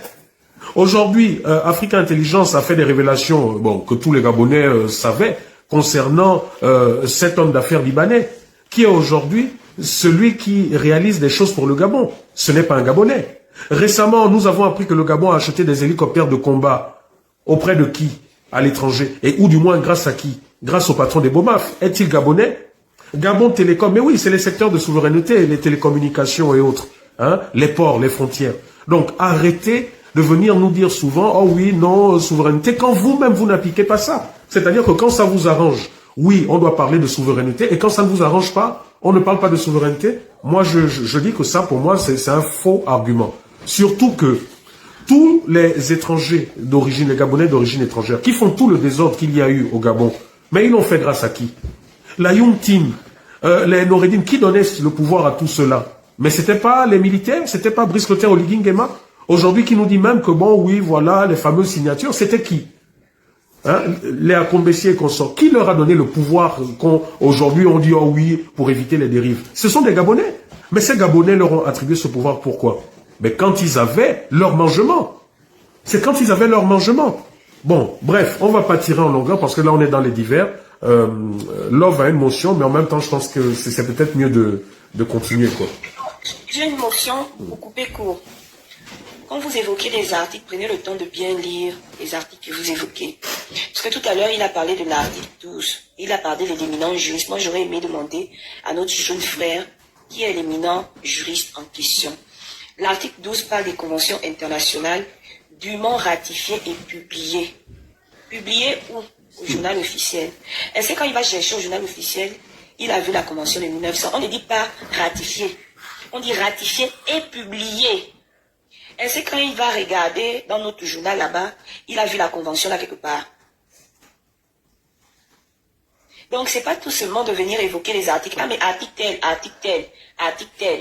Il faut prendre la peine de lire les articles en question. Prendre la peine de lire les conditions qui sont dans ces articles-là. C'est pas parce que tu as vu convention, mais tu te parles de la convention. Tu n'as pas fini la phrase. C'est pourquoi même quand on est petit, on nous dit, écoute quand ton parent te parle, écoute jusqu'à la fin. Et après, tu réagis. C'est comme quand tu fais la lecture de quelque chose. Il faut lire jusqu'à la fin. Ne lis pas la demi-phrase. Parce que là, tu veux lire la demi-phrase. Après, tu veux parler de l'éminent juriste. Tu as oublié que dans la demi-phrase-là, il y avait ratifié et publié. Tu as oublié les deux mots-là, papa. Et moi, j'insiste et je persiste. L'un des premiers qui a soulevé ce point, c'est moi, sur le plateau, il y a quelques jours de TV+. Et je suis quelqu'un, je ne m'avance jamais sur un sujet si au préalable, je n'ai pas fait des vérifications. Et je mets au défi quiconque de ce gouvernement ou quelconque Gabonais de me montrer le journal officiel de 1961 ou même l'Union de 1961 qui montre que le Gabon a ratifié cela. J'insiste et je persiste. Parce que quand j'ai sorti cela, et publié, exactement, parce que pour qu'il ait force de loi, il faudrait qu'il ait été ratifié à l'étranger, ratifié, présenté à notre Assemblée nationale, ratifié et publié. Et je vous dis qu'au cours, aujourd'hui, à chaque fois que je prends la parole, surtout lorsque je m'avance sur ce genre de cas, je vais systématiquement regarder les archives de l'ONU, les archives du FMI, les archives de la Banque mondiale, grosso modo de toutes les institutions. Et à l'ONU, ce que j'ai trouvé, c'est que le Gabon a ratifié la Convention de 1954 en 1964, mais pour la Convention de 1961, elle n'a jamais été ratifiée. Donc je mets au défi le gouvernement de me prouver le contraire. Tout simplement en me montrant le journal officiel de 1961, avec justement parce que les archives sont là, n'importe quel Gabonais, allez-y, journal officiel, puisqu'ils ont tout numérisé. Et mieux, vous avez aussi l'Union. Vous avez l'Union avec les archives depuis les années 60. Donc, à un moment donné, moi je veux bien, les éminents juristes, quel est cet éminent juriste? Et il a dit où? Qu'on puisse aller vérifier. Est-ce que c'est au cours d'une émission? Est-ce que je peux aller tout de suite là vérifier, écouter ce qu'il a dit? Donc, voilà. Je pense que si ça a été fait, les archives nationales sont à même de nous produire la copie de ce journal officiel. Voilà. Donc, je ne sais pas. Ozangue, vas-y rapidement et ensuite on va avancer. Oui. À moins que vous vouliez, et je ne sais pas, là ça dépendra des juristes, qu'on termine la deuxième partie demain. Demain, comme c'est férié, c'est à vous de voir. Non, mais je pense que c'est mieux qu'on termine parce que quand même demain, moi je suis full demain. Je pense aussi pour Esther et également Kaniwa. Je pense que c'est mieux qu'on avance faisant d'exposants. Et si tu nous permets avec Pakzaou, c'est qu'on pense. Elle a dit que ceux qui sont là, les deux derniers. Non, s'il te plaît, c'est mieux qu'on avance parce que les articles dont on va parler, ils sont très importants. Surtout pour la sûreté. Là même on va sauter plusieurs autres articles. Après on va voir si on va les introduire dans la conclusion, dans nos conclusions. Mais l'article surtout dont on va parler, Esther et puis Kaniwa également pourra mettre du sien, moi également. C'est important, c'est très important pour la sûreté du Gabon et pour la sécurité du Gabon. Je m'arrête par là. Tu vois que donc je peux parler. Non, Esther va prendre la parole. Elle va parler. Esther et Kaniwa, ils vont parler. Tu poses sa question, hein? Tu vas dire que c'est une question. Oui, mais en fait, avant de poser la question, juste dire que quand on parle de souveraineté au Gabon, on parle français. On a des bases militaires, dont la base militaire française par excellence, le camp de Gaulle. On a une monnaie qui est le franc CFA, fabriqué à Chamalières et à Pessac en France, qui est la propriété de la Banque de France. Nos télécommunications sont gérées par le Maroc. Donc, aller attaquer Maman Gâteau, ou je ne sais pas trop quel frère en griffe africain qu'on voit chez nous, c'est de la lâcheté. Ce n'est pas du nationalisme, c'est de la xénophobie à l'état pur. Bref, voici ma question. En fait, selon ce que j'ai entendu de la part des juristes ici, notamment le frère Kaniwa, l'ordonnance est prise lorsque l'exécutif a une loi urgente à faire passer pour faire appliquer son programme. Maintenant, que prévoit ou que dit la loi gabonaise lorsque l'exécutif utilise l'ordonnance pour faire appliquer une loi, pour faire passer une loi inique qui n'est même pas prévue par rapport à son programme. Moi j'aimerais bien savoir s'il y a quelque chose qui est prévu dans la loi gabonaise par rapport à cela. C'est surtout ça qui m'intéresse. Parce que je suppose que le Gabon étant un état de droit, il est censé avoir l'état de droit. Dans 5 minutes, Oli. Hein? J'ai cité tautologie, mais c'est pour dire que on doit avoir la séparation des pouvoirs. On a l'exécutif d'un côté, on a le législatif qui est là, et ensuite on a le judiciaire. Donc, que prévoit la loi gabonaise lorsque l'exécutif prend une ordonnance pour essayer ou tenter de faire passer une loi inique, comme celle que l'on voit là? Voilà, c'est ça ma question. Mais si tu permets aux Zangué, le problème c'est que tu parles de loi inique. Qu'est-ce qui détermine qu'une loi est inique? Qu'est-ce qui détermine qu'une loi est inique? Parce que qui dit une loi inique, dit une loi perfide, dit une loi qui va en désavantage du peuple gabonais. Bon, moi je comprends ce que tu veux dire. Mais ça, en général, c'est le Parlement des pays. C'est le Parlement qui dit, bon, nous, cette loi, on n'en veut pas parce qu'elle ne va pas dans l'intérêt de la nation. Et le Parlement rend tout simplement, il ne ratifie pas et la loi devient caduque. Donc, elle tombe elle n'existe plus, en fait. Elle devient caduque. Bon. Mais le problème qui se pose, c'est quoi? C'est que le Parlement au Gabon, il est monocolore. Il a plus de 80% acquis au régime en place. Et nos parlementaires ne sont pas comme les parlementaires des autres démocraties où là-bas on ne vote pas, non pas à cause de la consigne du parti, mais à cause de l'intérêt que porte la loi. Donc, à ce niveau-là, est-ce que il y aura des chances que ce Parlement pourra dire non, voilà, c'est une loi inique? Moi, ça, j'en doute. Enfin, c'est ma contribution, hein. Après, les juristes pourront... Et moi, je pense que tu as répondu. Tu as répondu puisque l'ordonnance, Kaniwa l'a dit, l'ordonnance n'est pas encore ratifiée. Elle peut encore être bloquée au niveau du Parlement, mais on est un Parlement monocolore, donc ça va passer, ça va s'appliquer. C'est tout. C'était pareil avec le code électoral. Donc, pourquoi l'ordonnance est différente? En tout cas. Après, je vais vous lire. Je vais lire. Ok, je lis rapidement pour la compréhension de tous l'article 63 de la Constitution. Parce que depuis on en parle, mais on ne lit pas. Bon, qu'est-ce que dit l'article? L'article 63 dispose que le président de la République est chargé de promulguer les lois définitivement adoptées par le Parlement ou par référendum. Les points clés sont les suivants. Délai standard. Le président dispose de 25 jours suivant la transmission de la loi adoptée pour la promulgation. Délai d'urgence. En cas d'urgence déclarée par le gouvernement ou le Parlement, ce délai peut être réduit à 10 jours. Droit de seconde lecture. Durant les délais de promulgation, le président peut demander au Parlement une nouvelle délibération de la loi ou certains de ses articles c'est la seconde lecture et elle ne peut être refusée. Contrôle constitutionnel. Le délai de promulgation est suspendu si le président ou autre autorité présente saisit la Cour constitutionnelle. Non, c'est pas cet article. Attendez, je crois que c'est le 64. La Constitution. Hein. Voilà. La promulgation est de droit. La loi devient exécutoire automatiquement. Le rôle de la Cour constitutionnelle, non. Pourquoi existe-t-il Bon, je vais revenir. Je me suis un peu bourré là au niveau des articles. Je reviens sur vous. Sur l'article, on va le lire après. Pour qu'on comprenne mieux en fait, sauf si c'est le 74, je ne sais plus, je vais bien regarder, pour expliquer en fait que... L'article 52 que tu recherches peut-être là où il y a une forme de droit de veto quasiment pour le président de la République? Non, celui qui explique que l'ordonnance en fait a une durée limitée jusqu'à la ratification du Parlement.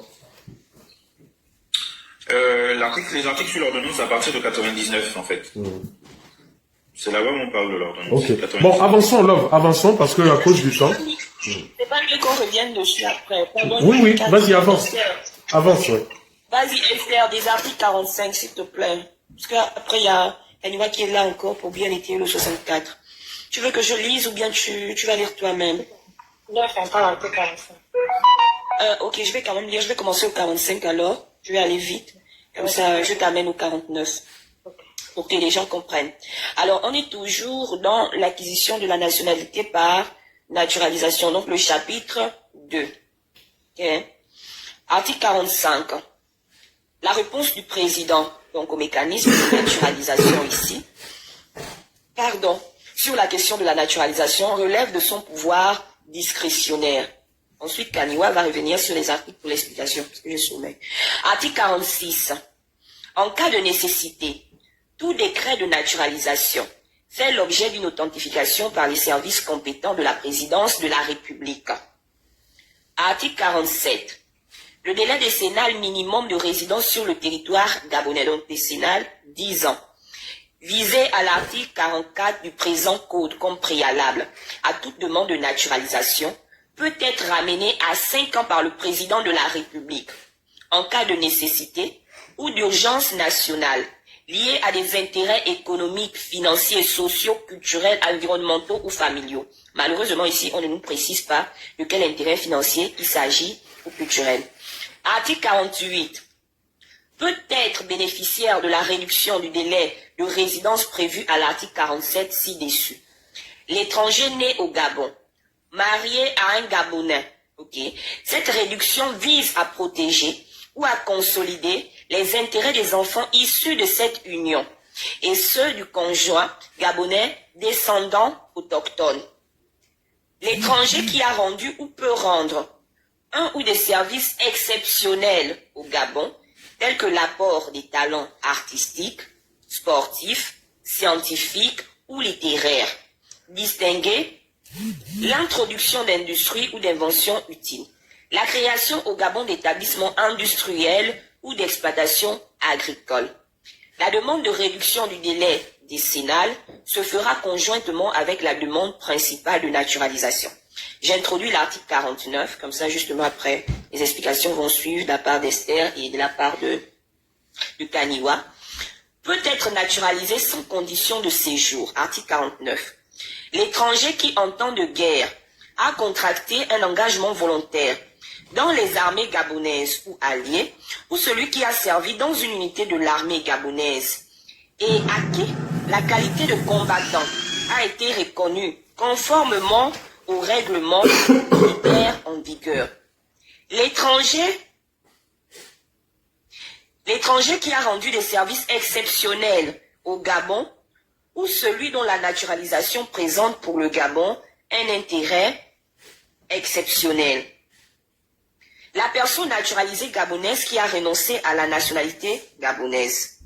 L'étranger qui a fait l'objet d'une décision. Attendez, non, excusez-moi, parce que c'est un peu en désordre. Alors, le 49, ça s'arrête là à exceptionnel. Ça s'arrête à exceptionnel. C'est fini. Parce que tu lis dans le téléphone.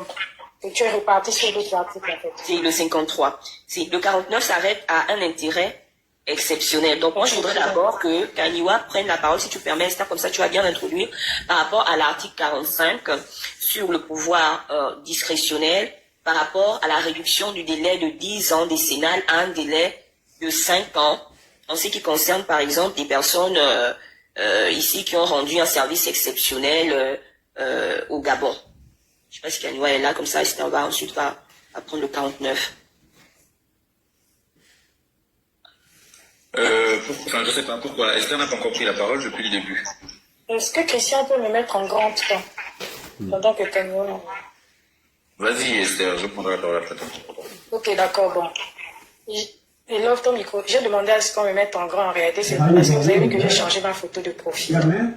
Et quand j'ai changé ma photo de profil exceptionnellement ce soir, c'est pour que chacun de nous puisse identifier la carte de l'Afrique et la position du Gabon en Afrique. Lorsqu'on nous dit dans l'article 49, et seulement le premier alinéa, parce que le deuxième alinéa, le juriste est bien placé, mais moi ça m'interpelle d'abord en tant que sociologue parce que quand je regarde la situation géographique de mon pays et qu'on me dit que peut être naturalisé sans condition de séjour, l'étranger qui en temps de guerre a contracté un engagement volontaire dans les armées gabonaises ou alliées, armées gabonaises encore, je peux comprendre. Parce qu'on ne sait jamais, on établit aussi les lois pour le futur. Et il se peut qu'un jour, on se retrouve en guerre contre je ne sais qui, c'est qu'on ne souhaite pas. Et puis, il y a des étrangers qui viennent nous prêter main forte, mais ils s'engagent de manière volontaire. Mais la question, moi, qui m'interpelle ici, c'est la question des alliés. Nos alliés, c'est qui? Parce que je tiens quand même à rappeler, je parle sous le contrôle des juristes, que la loi est censée être explicite. Elle est censée être claire, accessible à tout le monde. Et ce sont les faits sociaux qui précèdent les lois, et non le contraire. Lorsqu'on prend la situation géographique du Gabon en Afrique, peut-être que nos alliés, c'est aussi les Américains, les Coréens, les Chinois, les Turcs, les Français, puisqu'on a une base, on a une base de l'armée française au Gabon, peut-être qu'eux aussi sont nos alliés. Et si je me réfère seulement à la position du Gabon en Afrique, nous sommes pratiquement aux confins d'un arc de pays pratiquement instable depuis plusieurs années. Nos voisins les plus proches, les Congolais, on monte vers le Soudan, le Tchad et même la Libye. Est-ce que ce sont eux nos alliés? Lorsque ça tire les balles au Soudan et que les gens, les militaires soudanais qui ont servi dans l'armée soudanaise viennent nous demander la nationalité, est-ce qu'on la leur donne parce que nous sommes alliés au Soudan ou au Congo ou à la Libye ou au Tchad ou même au Cameroun ou même à la Guinée équatoriale? Il faut qu'on nous dise qui sont nos alliés. Il faut vraiment qu'on nous dise qui sont nos alliés. Parce que je peux comprendre. On va me dire, les gens me disent, oui, mais si on est en cas de guerre, si les gens viennent nous soutenir, il n'y a pas de problème. Mais si quelqu'un a servi dans une armée alliée, on veut savoir qui sont nos alliés. Parce que je tiens quand même à vous rappeler que même si on doit donner la nationalité aux étrangers, pourquoi est-ce qu'on doit donner la nationalité aux militaires qui sont allés en guerre pour d'autres pays, dans d'autres pays, pour des guerres dont on ne connaît pas l'origine? Je n'ai pas envie de revenir sur les souvenirs de la guerre du Biafra. Parce que ceux qui connaissent la guerre du Biafra savent plus ou moins ce qui s'est produit. Est-ce que c'était nos alliés là-bas? Est-ce que quand on va terminer là-bas, quand ils vont terminer leur histoire là-bas, ils vont revenir? Ils vont venir demander la nationalité chez nous. Donc on veut faire rentrer en dehors des étrangers, on va aussi faire entrer des militaires étrangers qui n'ont jamais servi dans nos armées, mais qui sont allés servir dans les armées des pays avec qui on a une alliance quelconque. Moi, je ne sais pas, peut-être qu'on a signé des alliances avec certains pays, je ne sais pas qui sont. Dans notre armée, je tiens aussi à vous rappeler que le 30 août 2023, le Gabon a fait un coup d'État. Ce n'était pas un coup de la libération, c'était un coup d'État.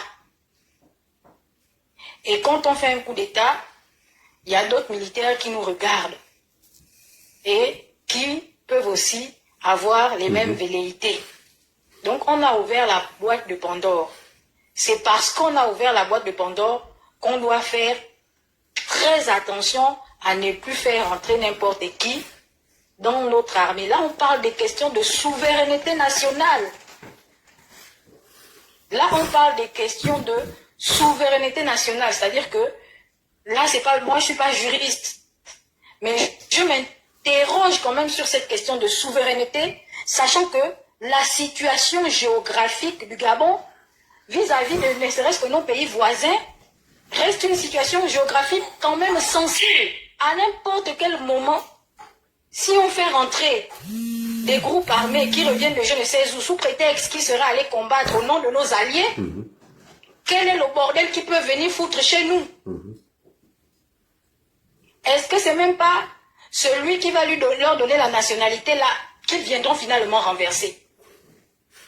Et s'ils viennent nous renverser, dites-nous pourquoi ils vont trop nous aimer. Dites-nous pourquoi ils vont trop nous aimer.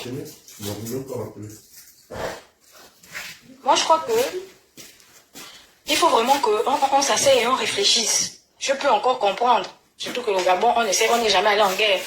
Vous avez déjà vu la taille d'un militaire soudanais? Est-ce que vous avez déjà vu la taille d'un militaire soudanais? Là, je parle vraiment terre à terre pour que les gens comprennent qu'on ne peut pas nous introduire dans le code de la nationalité un élément aussi extraordinaire.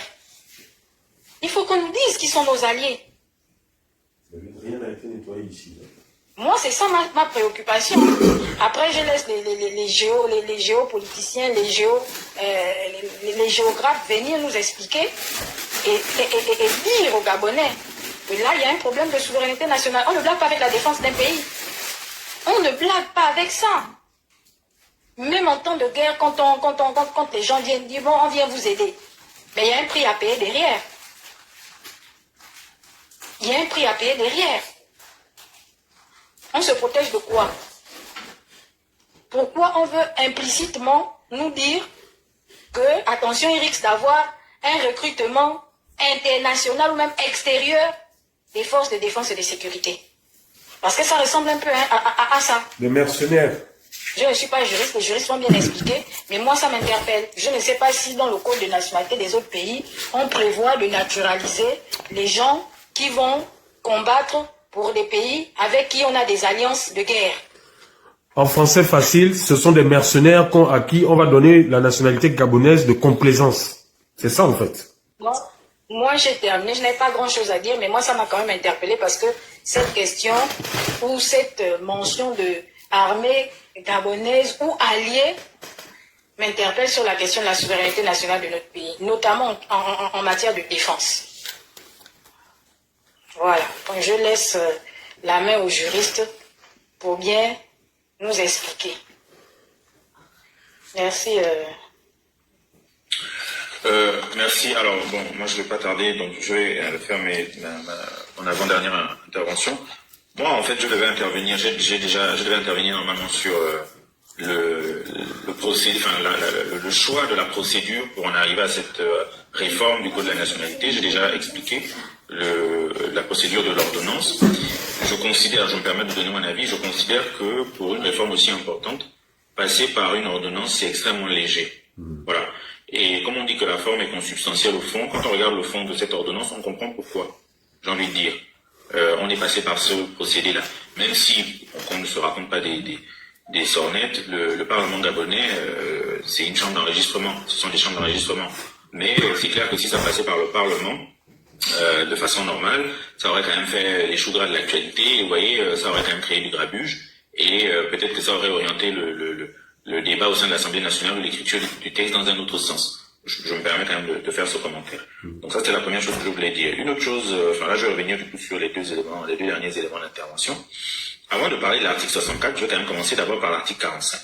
Si vous regardez bien ce texte, vous allez vous rendre compte qu'il y a au moins 4 façons d'acquérir la nationalité gabonaise dans lesquelles seul le président de la République prend la décision. Article 42, la naturalisation est accordée par décret du président de la République, pris à titre individuel. Article 45, la réponse du président de la République sur la question de la naturalisation relève de son pouvoir discrétionnaire. Article 65, la déchéance est prononcée par décret du président de la République. Je vais essayer de retrouver rapidement l'article 64, parce que sur l'article 64 aussi, pareil, vous allez vous rendre compte que... J'ai l'article, j'ai imprimé l'article, donc si vous voulez que je lise, n'hésitez pas, parce que moi j'ai imprimé le document. Non, c'est pas grave, je le retrouve, je l'ai retrouvé. Donc, merci. Article 64, le dernier paragraphe. La perte de plein droit de la nationalité gabonaise est matérialisée par un décret du président de la République. Donc, là, vous avez au moins 4 domaines. Là. Bon. Moi, ce que je voulais faire comme commentaire à ce propos, c'est que c'est quoi un pouvoir discrétionnaire? Si on regarde la définition classique qui est faite par le dictionnaire du pouvoir discrétionnaire, on va se rendre compte que c'est un pouvoir qui est illimité. C'est un pouvoir qui est sans contrôle. Donc, quand on a un pouvoir discrétionnaire, donc un pouvoir illimité, un pouvoir sans contrôle, sur un domaine aussi sensible et aussi important que la question de la nationalité, ça en revient à donner un pouvoir absolu. En l'occurrence, quand je parle du président de la République, je parle de l'institution, parce que je ne m'inscris pas dans une logique politique, donc on ne vienne pas m'enquiquiner en pensant que je suis en train de faire un commentaire politique. Je ne fais pas un commentaire politique. Le président de la République, c'est une institution dans notre constitution. C'est pas la personne du président de la République. Donc le commentaire que je suis en train de faire, il pourrait être valable éventuellement, parce que le Gabon est appelé à demeurer pour l'éternité. Donc voilà, pour d'autres présidents de la République éventuellement. Bon. Parce qu'aujourd'hui, les lois qu'on est en train de faire, ce sont des lois, il faut essayer de penser à 30, 40, 50, 100 ans, 150 ans, etc. Peut-être qu'aujourd'hui, la personne qui incarne la présidence de la République est une personne incroyable, etc. Enfin, c'est pas mon sujet. Et que ça se passe bien, que ça puisse bien se passer, là, en écrivant comme ça que cette personne a un pouvoir absolu, en fait, finalement, en matière de nationalité. Pourquoi pas? Admettons que dans 150 ans, on ait quelqu'un qui soit compliqué. Hein? Est-ce que ces dispositions-là, on serait encore en train de considérer, on pourrait considérer que ces dispositions sont des dispositions qui nous protègent, qui sont bien pour nous, enfin je sais pas comment dire ça. C'est vraiment un commentaire que je voulais faire parce que le Gabon c'est une république, et c'est une république démocratique jusqu'à preuve du contraire. Et normalement dans les républiques démocratiques, comme disait Montesquieu, pour qu'on ne puisse pas abuser du pouvoir, il faut que par la disposition des choses, le pouvoir arrête le pouvoir. Et donc quand on donne un pouvoir discrétionnaire, donc un pouvoir illimité et sans contrôle, à une personne physique, qui incarne une institution morale en l'occurrence, mais à une personne physique, dans un domaine aussi sensible, quelle est la disposition des choses qui fait en sorte que ce pouvoir discrétionnaire, ce pouvoir absolu, puisse éventuellement être limité en cas de besoin. Et je trouve que c'est extrêmement dangereux, voilà, de consacrer de telles choses dans notre loi. J'interpelle en tout cas les parlementaires en disant que vous avez une responsabilité juridique, c'est pas qu'une responsabilité morale. Vous avez une responsabilité morale, vous avez même une responsabilité juridique parce que vous êtes quand même élu par des gens et vous leur devez des comptes sur le fait que cette disposition-là, enfin en tout cas il faut qu'il y ait une disposition des choses qui limite ce pouvoir discrétionnaire fait à la présidence de la République sur le sujet de la nationalité. C'est le premier commentaire que je voulais faire de ces articles-là. Ensuite, il y a l'article 64, enfin l'article 64 et l'article 65. Deux choses déjà importantes. L'article 64, il parle de la rénonciation tacite. Et ensuite, on a l'article 65 qui parle de la déchéance. Quand on regarde l'ordonnance, on n'a même pas besoin d'aller lire la définition du dictionnaire sur le sujet de la rénonciation tacite. L'ordonnance elle-même définit ce qu'elle entend par rénonciation tacite. Enfin, par rénonciation en tout cas. Donc, page 2 de l'ordonnance, rénonciation, acte par lequel une personne physique, alors c'est intéressant, acte par lequel une personne physique qui possède la nationalité gabonaise déclare s'y désister. Acte par lequel une personne physique qui possède la nationalité gabonaise déclare s'y désister. Alors comment est-ce qu'on fait? Moi je me pose la question de la gymnastique mentale qui peut expliquer ce type de choses. Comment on fait pour écrire dans la définition du même texte la définition de la rénonciation en disant clairement, parce que si vous comprenez la chose de manière différente, vous me dites, en disant clairement que, en fait, renoncer, c'est poser un acte, c'est agir, c'est déclarer, c'est faire un acte explicite, positif, un acte palpable. Bon. Comment on fait pour dire que renoncer, c'est ça? Et en même temps, à l'article 64, venir dire qu'en fait, on peut renoncer de manière tacite. C'est-à-dire qu'on peut renoncer passivement. On peut renoncer sans agir. On peut renoncer sans poser d'acte, en fait, sans faire quelque chose. Ça c'est mon premier sujet. C'est-à-dire que j'ai du mal à comprendre comment on fait pour faire une telle gymnastique. Dans le même texte. S'il s'agissait encore de deux textes différents, je me serais dit, bon, ils ont peut-être pas pris le soin de regarder le texte avant. Et ils sont allés peut-être trop vite en besogne. Mais bon, là, on a, dans le même texte, la définition de la rénonciation, qui effectivement est une définition correcte, parce que renoncer, c'est agir, c'est poser un acte. Il n'y a pas de notion de passivité dans le fait de renoncer. Et en même temps, un peu plus loin, écrire qu'on peut renoncer de manière volontaire, déjà c'est un oxymore, quand vous renoncez, c'est nécessairement volontaire. Et ensuite, juste après dire qu'on peut renoncer de manière tacite, donc renoncer de manière involontaire, pour parler de façon simple. Je ne sais pas comment on fait, quelle est la gymnastique mentale qui arrive à ce type de résultat. Mais j'ose espérer que les parlementaires feront attention à ne pas avoir le même type de gymnastique mentale. Donc, ça c'était le premier sujet. Le deuxième sujet concernant les articles 64 et 65, c'est que l'article 65, c'est l'administration qui décide, sur la base de choses objectives, de choses palpables, de choses qu'on peut voir, de choses qu'on peut prouver, que quelqu'un ne mérite plus d'être gabonais. On parle donc de la déchéance. Et on explique, il prend le soin d'expliquer, qu'on va déchoir quelqu'un de sa nationalité, parce que cette personne a acquis la nationalité gabonaise de manière frauduleuse, parce que cette personne a commis des infractions à la loi pénale, ici les infractions en question, et que la personne en question a été définitivement condamnée par la justice du fait des infractions à la loi pénale. Alors, ce qui est intéressant avec les infractions à la loi pénale, c'est qu'elles sont préalablement définies par le code pénal, et la manière de les réprimer est précisée par le code de procédure pénale. Ça veut dire que ça ne donne lieu à aucune interprétation. C'est pas quelqu'un qui s'élève dans son coin pour dire « Ah bah tiens, je trouve qu'un tel il marche un peu trop de travers, il mérite plus d'être gabonais. » Non. Vous avez commis, alors il parle de quelle infraction ici là? On parle par exemple, voilà, quelqu'un qui a induit les autorités en erreur, quelqu'un qui a commis un acte qui est qualifié de crime contre la sûreté de l'État. Voilà, c'est très objectif. On prend le code pénal, on va aller regarder, il y a la définition de la sûreté de l'État, de l'atteinte à la sûreté de l'État comme crime. C'est extrêmement clair. Donc, pour le cas de la déchéance, non seulement ils prennent le soin de dire que c'est sur la base d'éléments objectifs, et à partir du moment où il y a une décision de justice définitive, qu'on va déchoir quelqu'un de sa nationalité gabonaise. Et mieux, on précise aussi que si la déchéance, sur la base de ces éléments objectifs, a pour conséquence de faire en sorte que la personne n'ait plus de nationalité du tout, on ne peut pas déchoir cette personne de sa nationalité. Parce que si vous lisez bien le premier paragraphe de l'article 66, vous allez voir qu'on dit peut être frappé de la déchéance de la nationalité gabonaise, sauf si cette déchéance a pour résultat de la rendre apatride. Et là on cite donc les différents éléments. Ça veut donc dire que même si quelqu'un a commis un crime contre la sûreté de l'État, et que cette personne a été définitivement condamnée par la justice, elle ne peut absolument pas faire l'objet d'une déchéance. Pourtant on constate objectivement que cette personne ne mérite plus d'être gabonaise. Mais elle ne va pas pouvoir faire l'objet de déchéance parce qu'elle n'a que la nationalité gabonaise comme seule et unique nationalité. Et comme le fait de la déchoir de la nationalité gabonaise pourrait avoir pour conséquence de la rendre apatride, de la rendre sans nationalité, eh bien on s'abstient de le faire. Et là, on parle bien de la déchéance, donc à l'initiative de l'administration, sur la base d'éléments objectifs.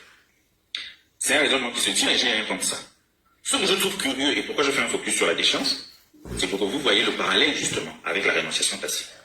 Ce que je trouve extrêmement curieux, c'est que pour la rénonciation tacite, déjà, j'ai commencé par souligner la définition de la rénonciation que eux-mêmes ils ont faite dans le texte, parce que je trouve curieux qu'on puisse renoncer de manière tacite. On ne peut pas renoncer de manière tacite, puisque renoncer c'est un acte positif. Bon. Ils sont allés jusqu'à me dire qu'on peut renoncer de manière volontaire, enfin renoncer c'est un acte positif, donc renoncer de manière volontaire c'est un peu redondant, mais bon, pourquoi pas. Et ils vont encore plus loin en nous disant que non, en fait on peut renoncer de manière tacite. Maintenant regardez le parallèle entre la déchéance et la rénonciation de manière tacite.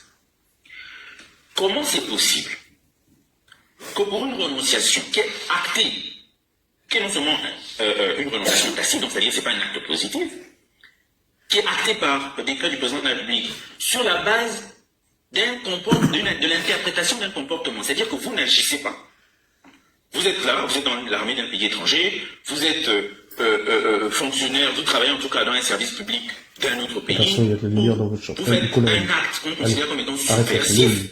Alors, où est-ce que dans le code pénal on définit ce que c'est qu'un acte subversif? Alors que vous avez vu tout à l'heure quand j'ai parlé de la déchéance, si on dit que vous avez commis un crime contre la sûreté de l'État, vous allez regarder dans le code pénal, vous allez voir la définition de ce que c'est qu'un crime contre la sûreté de l'État. Mais c'est défini où? Dans le code pénal, que tel ou tel acte est un acte subversif. C'est défini où? Même dans l'ordonnance en question, on ne définit pas ce que c'est qu'un acte subversif. La famille, tapotez le live s'il vous plaît, tapotez le live. Ça veut donc dire que la renonciation tacite est fondée essentiellement sur l'interprétation que l'administration fait d'un comportement. Tout ce qu'il y a de plus subjectif. La déchéance, on prend le soin de mettre en place une liste d'éléments objectifs, objectivables, mais pour la renonciation tacite, qui est déjà une notion extrêmement curieuse, on vient indiquer en fait que c'est l'administration qui va interpréter le comportement de quelqu'un. Et c'est l'administration qui va décider de si le comportement en question, elle le considère comme étant subversif, ou, c'est quoi l'autre mot qu'ils ont utilisé là? Ou déstabilisateur du gouvernement, des institutions, des intérêts de la République, etc.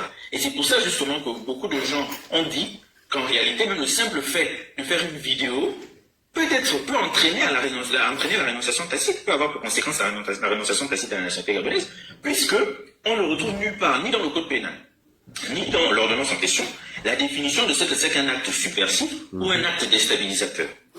Ce ne sont pas des infractions à la loi pénale. C'est ça que je trouve extrêmement curieux. Ce ne sont pas des infractions à la loi pénale. Ce n'est défini nulle part. C'est-à-dire qu'aujourd'hui, là, on ne peut pas nous dire que, on ne peut pas contester, par exemple, une renonciation tacite en disant que le code de la nationalité ou le code pénal définit l'acte subversif comme étant tant.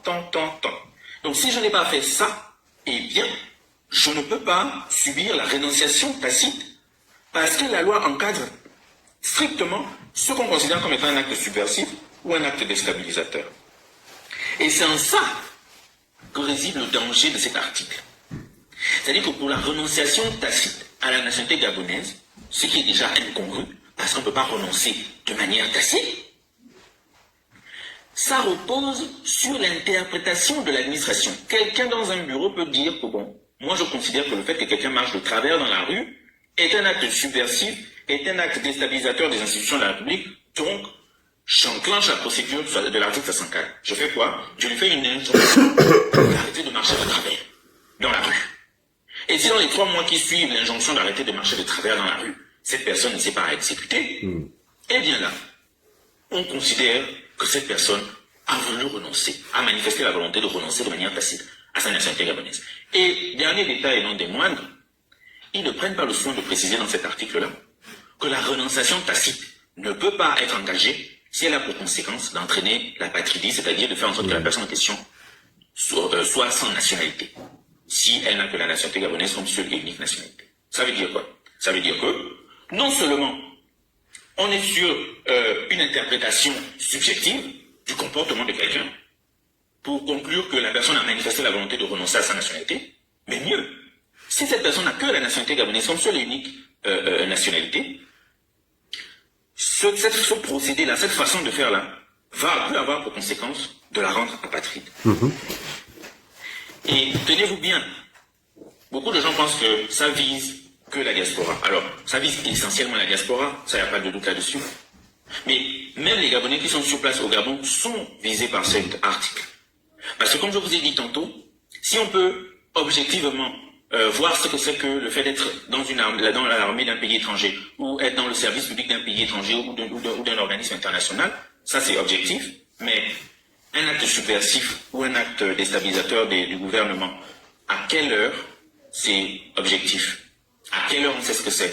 À aucun moment. Ça veut donc dire que même sur place au Gabon, il n'y a pas très longtemps, il y a un jeune compatriote qui a fait une vidéo pour aller dénoncer qu'il n'y ait pas d'électricité à l'hôpital général. Et ce dernier d'ailleurs s'est retrouvé derrière les barreaux pas longtemps après pour diffamation. Alors, je ne connais pas beaucoup de démocraties dans le monde dans lesquelles on se retrouve derrière les barreaux pour une procédure de diffamation. Enfin, ça c'est une petite parenthèse.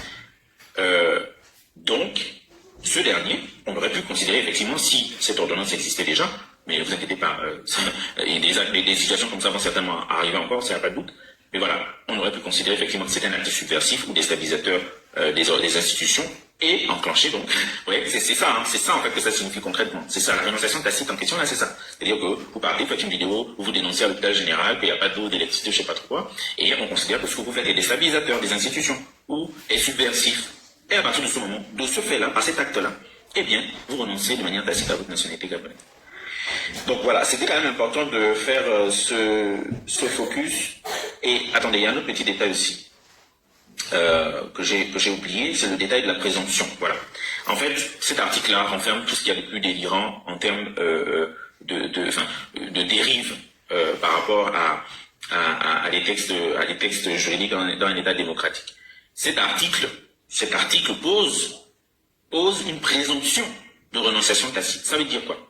Ça veut dire que non seulement la renonciation tacite est basée sur les interprétations subjectives de l'administration gabonaise, deuxièmement, elle peut avoir pour conséquence de faire en sorte que vous vous retrouviez dans la patrie, mais on considère qu'il y a une présomption de renonciation tacite. C'est quoi la présomption? Quand vous regardez par exemple l'article 3 du Code de procédure pénale gabonais, on va définir ce que c'est que par exemple la présomption d'innocence. Parce que il s'agit exactement de la même chose. L'article 3 du Code de procédure pénale dit par exemple que toute personne est présumée innocente tant que sa culpabilité n'est pas établie. Donc la présomption, en droit, c'est le fait qu'on considère quelque chose comme vrai jusqu'à preuve du contraire. Aussi simplement que ça. Donc, dans le cas de la renonciation tacite, on considère que quelqu'un a renoncé de manière tacite. On considère vrai, on considère comme vrai, voilà.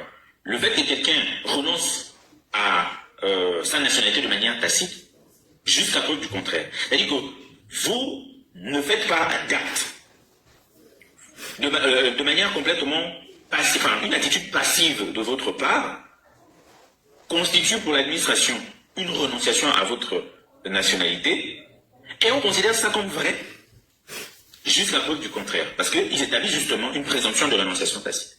Ça, c'était un autre élément important aussi à souligner. Je trouve ça quand même fort de café, très honnêtement. On ne peut pas regrouper autant d'incongruités juridiques et même logiques dans un seul texte. Vraiment, c'est du génie. Pour dire les choses de manière claire, c'est du génie, mais pas dans le bon sens, si vous voyez ce que je veux dire. Bref, je suis fatigué et je pense que j'ai peut-être un peu trop parlé. C'est juste ça que je voulais dire. Ok, merci. Je vais revenir sur l'article 43. Alors, sur les conditions d'acquisition de nationalité par naturalisation. On nous dit ici qu'il faut avoir au moins 18 ans. On nous dit ici qu'il faut avoir résidé, je pense, sur le territoire. Attendez, je vais lire l'article 43. Peut être naturalisé gabonais l'étranger qui a atteint l'âge de 18 ans révolu, qui au moment du dépôt de sa demande réside au Gabon de manière continue, depuis au moins 10 ans, possède au Gabon des investissements économiques d'intérêt national viables et durables, et y a conservé, je pense que ici, y a conservé sa résidence au moment de l'obtention du décret de naturalisation, n'a pas fait l'objet de condamnation définitive, notamment pour crime de sang, donc tout ce qui est infraction, crime économique, acte de terrorisme, barbarie, trafic, stupéfiants, trait de personnes, pédophilie et autres. Justifie d'un niveau d'intégration sociale, culturelle et environnementale suffisant après obtention d'un certificat délivré par une commission établie par voie réglementaire. Alors, moi, je vais m'arrêter sur la condition qui dit qu'il doit posséder au Gabon des investissements économiques d'intérêt national viables et durables. Moi, je n'arrive pas à comprendre ce qu'on veut dire par investissement économique d'intérêt national viable et durable. Je voudrais que la commission, du moins les gens qui ont écrit, les papas, les mamans, je préfère dire les papas, les mamans, parce que je ne sais pas plus ou moins quel âge ont les personnes qui ont écrit ce texte, nous explique. Est-ce qu'il s'agit ici des investissements économiques à caractère d'intérêt général? Est-ce qu'il s'agit ici des investissements économiques répandus peut-être sur le territoire national, mais d'intérêt personnel? Il faudrait qu'ils expliquent. Parce que quelqu'un peut avoir des investissements économiques, par exemple des maisons, sur tout le territoire gabonais qui fait louer, qui sont ici des investissements économiques d'intérêt national, mais c'est personnel parce que c'est pas comme si ces maisons-là, ils versaient les impôts à l'État ou ils payaient des taxes ou autres. Non. L'intérêt peut être pour lui national sur toute l'étendue du territoire, mais également personnel. Maintenant, il y a l'intérêt général, qui est l'intérêt que généralement poursuit le service public ou l'État. Lorsque l'État va aller, par exemple, sur le domaine économique, aller se comporter comme un opérateur économique. Parce que l'État peut également contracter. Quand vous allez voir l'État aller contracter, vous allez voir que les prix auxquels, ou du moins les prix, voilà, que l'État va, comment on appelle, appliquer, ou la société de service, de caractère de service public ici va appliquer, ne seront pas les mêmes que les prix qu'un opérateur économique privé va appliquer. Pourquoi? Parce que l'État poursuit ici un intérêt général. Maintenant, l'investissement économique dont on est en train de nous parler, est-ce qu'on se réfère ici à un investissement économique d'intérêt général? Est-ce qu'on parle de quelqu'un qui va peut-être venir construire, je ne sais pas, des hôpitaux conventionnés, publics, privés, avec des tarifs bas? Est-ce qu'on parle de quelqu'un qui va venir construire des écoles, qui va se comporter ici, qui va faire des conventions avec des tarifs bas? Est-ce qu'on parle de quelqu'un qui va investir sur le territoire gabonais et qui va régulariser son activité d'investissement économique et qui va payer des impôts et des taxes qui vont aller contribuer au budget de l'État? De quel investissement économique ici on nous parle? Moi, j'aurais aimé qu'on précise, ou du moins qu'on mette investissement économique d'intérêt général. Et l'autre question, c'est les travailleurs étrangers, ceux-là qui travaillent au Gabon, qui sont résidents au Gabon depuis 10 ans, qui travaillent au Gabon, des contractuels, qui payent leurs impôts, qui versent leurs taxes. Est-ce que ces personnes-là, au titre de l'article 43, pourront demander également ou pourront être naturalisées? Parce que ces personnes-là contribuent au budget de l'État. Parce que le budget de l'État est formé de quoi? Des impôts, des taxes, des cotisations sociales. C'est ce qui forme le budget de l'État. Ensuite, il y a toutes les donations, les emprunts et autres qui vont faire. Mais sur le plan national, c'est d'abord ça qui forme le budget de l'État. Et ces personnes-là qui payent leurs impôts, qui payent peut-être leurs taxes et autres, leurs cotisations et autres. Mais ça va dans le budget de l'État. Est-ce que ces personnes-là, comme on voit dans les autres pays, après une résidence continue de 10 ans, pourront également, même s'ils n'ont pas des investissements, mais le simple fait qu'ils cotisent, le simple fait qu'ils payent, qu'ils versent et qu'ils contribuent, est-ce que ces personnes-là aussi pourront s'appuyer sur l'article 43 pour demander à être naturalisées? Là, il faudrait que on nous dise aussi, parce que ici, il y a un vide juridique. On nous parle juste des personnes qui ont des investissements économiques. Et même là, on ne sait pas plus ou moins si c'est l'intérêt général ou l'intérêt personnel. Ensuite, je reviens sur les articles d'Esther, dont Esther a parlé, donc le 48, pardon, et le 45. Il nous est dit ici que le délai, c'est 10 ans. Mais le président, il a la possibilité de réduire ce délai-là à 5 ans. Quand il considère ici que quelqu'un accomplit des services exceptionnels pour le Gabon. Les services exceptionnels, c'est cité ici, dans l'article 48. Artistique, sportif, scientifique, littéraire, distingué, introduction, industrie et autres. Maintenant, quand on arrive à l'article 49, pour ceux-là qui peuvent être naturalisés sans pour autant respecter le délai de 10 ans, on nous dit que le président de la République peut naturaliser ces personnes-là par décret s'ils ont rendu des services exceptionnels ou si leur naturalisation résulte être d'intérêt exceptionnel pour le Gabon, ou du moins présente pour le Gabon un intérêt exceptionnel. Moi, j'aimerais savoir, dans le cadre de l'article 49, de l'exception au délai de 10 ans, c'est-à-dire la personne qui arrive au Gabon, l'étranger qui arrive au Gabon, et il ne réside même pas au Gabon, et que le président naturalise cette personne, de quel service exceptionnel la commission qui a rédigé, la commission de l'exécutif qui a rédigé cette ordonnance se réfère? On parle de quels services exceptionnels? Est-ce que ce sont les services exceptionnels qui sont cités pour la réduction de 5 ans, ou est-ce qu'on est en train de nous parler d'autres services exceptionnels? Parce que si on nous parle d'autres services exceptionnels, de quel service on nous parle? Quand on nous dit également qu'une naturalisation peut également se faire sans règle au Gabon, de quel intérêt exceptionnel on nous parle? Est-ce que c'est quelqu'un qui va venir ou qui va nous promettre de nous amener de l'eau ou du courant?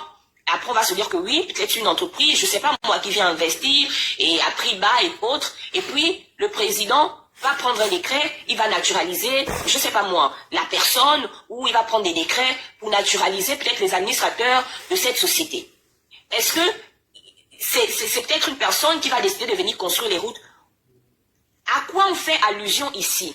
Parce que là encore, il y a un vide juridique. Quand on rédige un article comme le 49, dans le 49, on peut tout mettre. On peut donner la nationalité comme ça à n'importe qui. Parce que quand on nous dit qu'une personne ne respecte pas le délai de 10 ans, le délai d'observation, est-ce que tu t'intègres vraiment? Est-ce que tu t'intègres? Est-ce que tu n'es pas une charge pour l'État? On dit tu n'as pas besoin de respecter toutes ces conditions-là. Dès que tu arrives, bim, je ne sais pas où tu reviens, on te donne la naturalisation, comme ça par décret. Et puis on nous parle de services exceptionnels, mais on ne dit pas de quel service exceptionnel on fait allusion. Donc là encore, c'est peut-être mieux que le Parlement se penche sur cet article 49 pour éclaircir ou du moins pour encadrer, beaucoup plus pour encadrer ce qu'on entend ici par service exceptionnel ou intérêt exceptionnel ici, qui peut amener à ce qu'une personne ne respecte pas le délai ou soit exemptée du délai de 10 ans pour que le président puisse ici naturaliser cette personne par décret.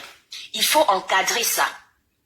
Ensuite, il y a également l'alinéa 1 de cet article 49 qui disait que des personnes alliées, des personnes étrangères qui ont servi, qui se sont engagées de manière volontaire dans l'armée gabonaise ou qui sont allées servir dans une armée alliée qui arrivent au Gabon, qui veulent être naturalisés gabonais, ces personnes aussi sont exemptées du délai de 10 ans.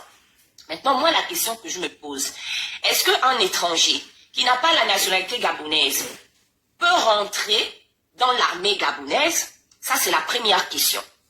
La deuxième question, les alliés dont on est en train de nous parler, les pays alliés, les armées alliées, de quelle armée on fait référence? De quel pays on fait référence? Parce que chez les Blancs, quand ils parlent des armées, des alliés, par exemple, on a les pays qui sont dans l'OTAN.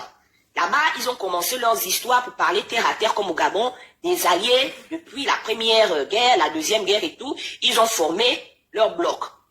Et quand ils disent, par exemple, que la France est alliée à l'Italie, ils savent que ce sont des pays qui ont signé des alliances entre eux sur le plan militaire pour se protéger. Qui attaque un, c'est comme s'il attaquait les autres. Bon, maintenant le Gabon, nous, on n'a jamais été en guerre. Même les conflits au niveau, comment on appelle, des insurrections, quoi, on ne connaît pas ça. On ne connaît pas. Il y a eu les échauffements un peu en 90, là, et puis, voilà, on ne connaît pas. Maintenant, les alliances dont nous parle l'article 49, où on nous dit qu'une personne qui revient, qu'on ne sait pas comment il a été formé dans cette armée-là, quelle valeur lui a été transmise dans cette armée-là, et comment il vient sur le territoire gabonais, avec quelle volonté il vient sur le territoire gabonais. Et quand on nous dit que cette personne-là est exemptée d'un délai de 10 ans, qui est un délai où généralement on observe si tu t'intègres, est-ce que vraiment tu es une personne qui peut faire l'intérêt du pays, qui peut promouvoir l'intérêt du pays, de la cohésion et autres. On dit que non, tu n'as pas besoin de respecter ces 10 ans. Nous, on te naturalise automatiquement. Il faut au moins qu'on explique au peuple gabonais qui sont ses alliés. Qui sont ses alliés? Et pourquoi est-ce qu'un étranger qui vient d'une autre nation, qui allait faire la guerre pour une autre nation, dans une autre armée qui n'est pas l'armée gabonaise, peut arriver au Gabon et exempter de 10 ans de délai et est naturalisé comme ça de manière automatique? Donc, moi, en ce qui me concerne, j'invite également le Parlement à se pencher sur cet article, parce que cet article-là peut être très, très, très dangereux pour la sécurité du pays, pour la sécurité du pays. Parce qu'en matière, comme disait un peu Esther, en matière de défense, c'est pas n'importe qui qu'on fait rentrer dans le pays, surtout quand on parle des gens qui reviennent des armées étrangères, des étrangers qui reviennent des armées et qui sont allés en guerre, dont on ne connaît pas, parce que les militaires, parfois, ils sont, généralement, on dit, voilà, terre à terre, parfois, ils sont formatés, voilà. Ils ont des valeurs dans leur formation qui leur sont transmises et autres. Donc, on ne connaît pas avec quelle valeur cette personne arrive, comment il est, avec quel comment on appelle ça, quel objectif il vient sur le territoire gabonais. Est-ce que c'est quelqu'un qui vient pour infiltrer? Est-ce que c'est quelqu'un qui vient avec des bonnes intentions? Est-ce que c'est quelqu'un qui vient pour espionner? Comment il vient sur le territoire gabonais? Et pourquoi exempter cette personne du délai de 10 ans? Lui donner automatiquement la nationalité gabonaise. Donc moi j'invite sincèrement le Parlement à regarder le cadre de l'article 49, de l'article 43, de l'article 3, de l'article 18, de l'article 23, de l'article, si je me trompe, 64, et je pense même également de l'article, je crois, 30. Il faudrait qu'ils se penchent, et il y en a plein d'autres articles, qu'ils prennent vraiment cette ordonnance, qu'ils lisent cette ordonnance, parce que quand on intervient ici, ce n'est pas qu'on intervient parce que on est contre une personne, on est contre un pouvoir, on est contre, je ne sais pas, non. On intervient parce que ce texte-là, cette ordonnance, comment elle est faite, comment elle est rédigée, le contenu qu'elle contient, peut porter atteinte et peut être dangereux pour les générations futures et pour notre génération actuelle. Aussi bien même pour les personnes qui sont au pouvoir ou les personnes qui vont être au pouvoir ou encore pour les civils. Donc quand on fait un texte, il faudrait qu'on pense à nous, il faudrait qu'on pense à la sécurité de l'État, à la sécurité du peuple et surtout aux générations futures. Parce que si le code de 99 s'est appliqué jusqu'en 2023, imaginons jusqu'à quelle année va s'appliquer ce code-là. Donc il faut revoir tous ces articles-là. On ne peut pas faire les louanges. Quand c'est pas bon, il faut savoir dire de manière démocratique et surtout de manière respectueuse que c'est pas bon. Il faut proposer, et c'est ce qu'on fait ici. On ne dit pas seulement que c'est mauvais, on dit il faut formuler comme ça, il faut encadrer comme ça, il faut essayer de rectifier. On ne le dit pas par supériorité, non. Avec notre modeste et petite expérience, on apporte une contribution. Maintenant, libre aux autorités de nous écouter, de corriger ou de laisser ça comme ça et de risquer que demain, eh bien, ce code-là porte atteinte et des répercussions négatives au niveau de la sécurité de l'État ou encore au niveau de la cohésion sociale. Au niveau de la cohésion sociale.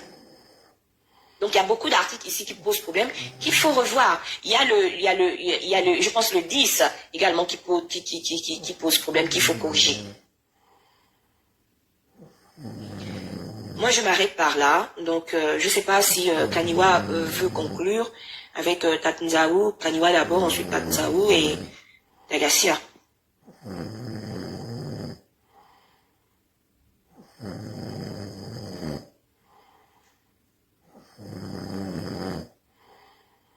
Kaniwa, tu dors?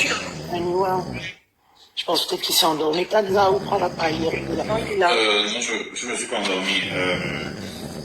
Je vais conclure rapidement parce que là, je suis fatigué. Ce que je veux dire rapidement, c'est que une réforme du Code de la nationalité était nécessaire. Mais quelle réforme du Code de la nationalité? Et surtout de quelle manière? Je pense qu'on ne peut pas réformer un sujet aussi sensible par ordonnance. Je trouve que ce n'est pas à la hauteur des enjeux de la question de la nationalité au Gabon. Surtout que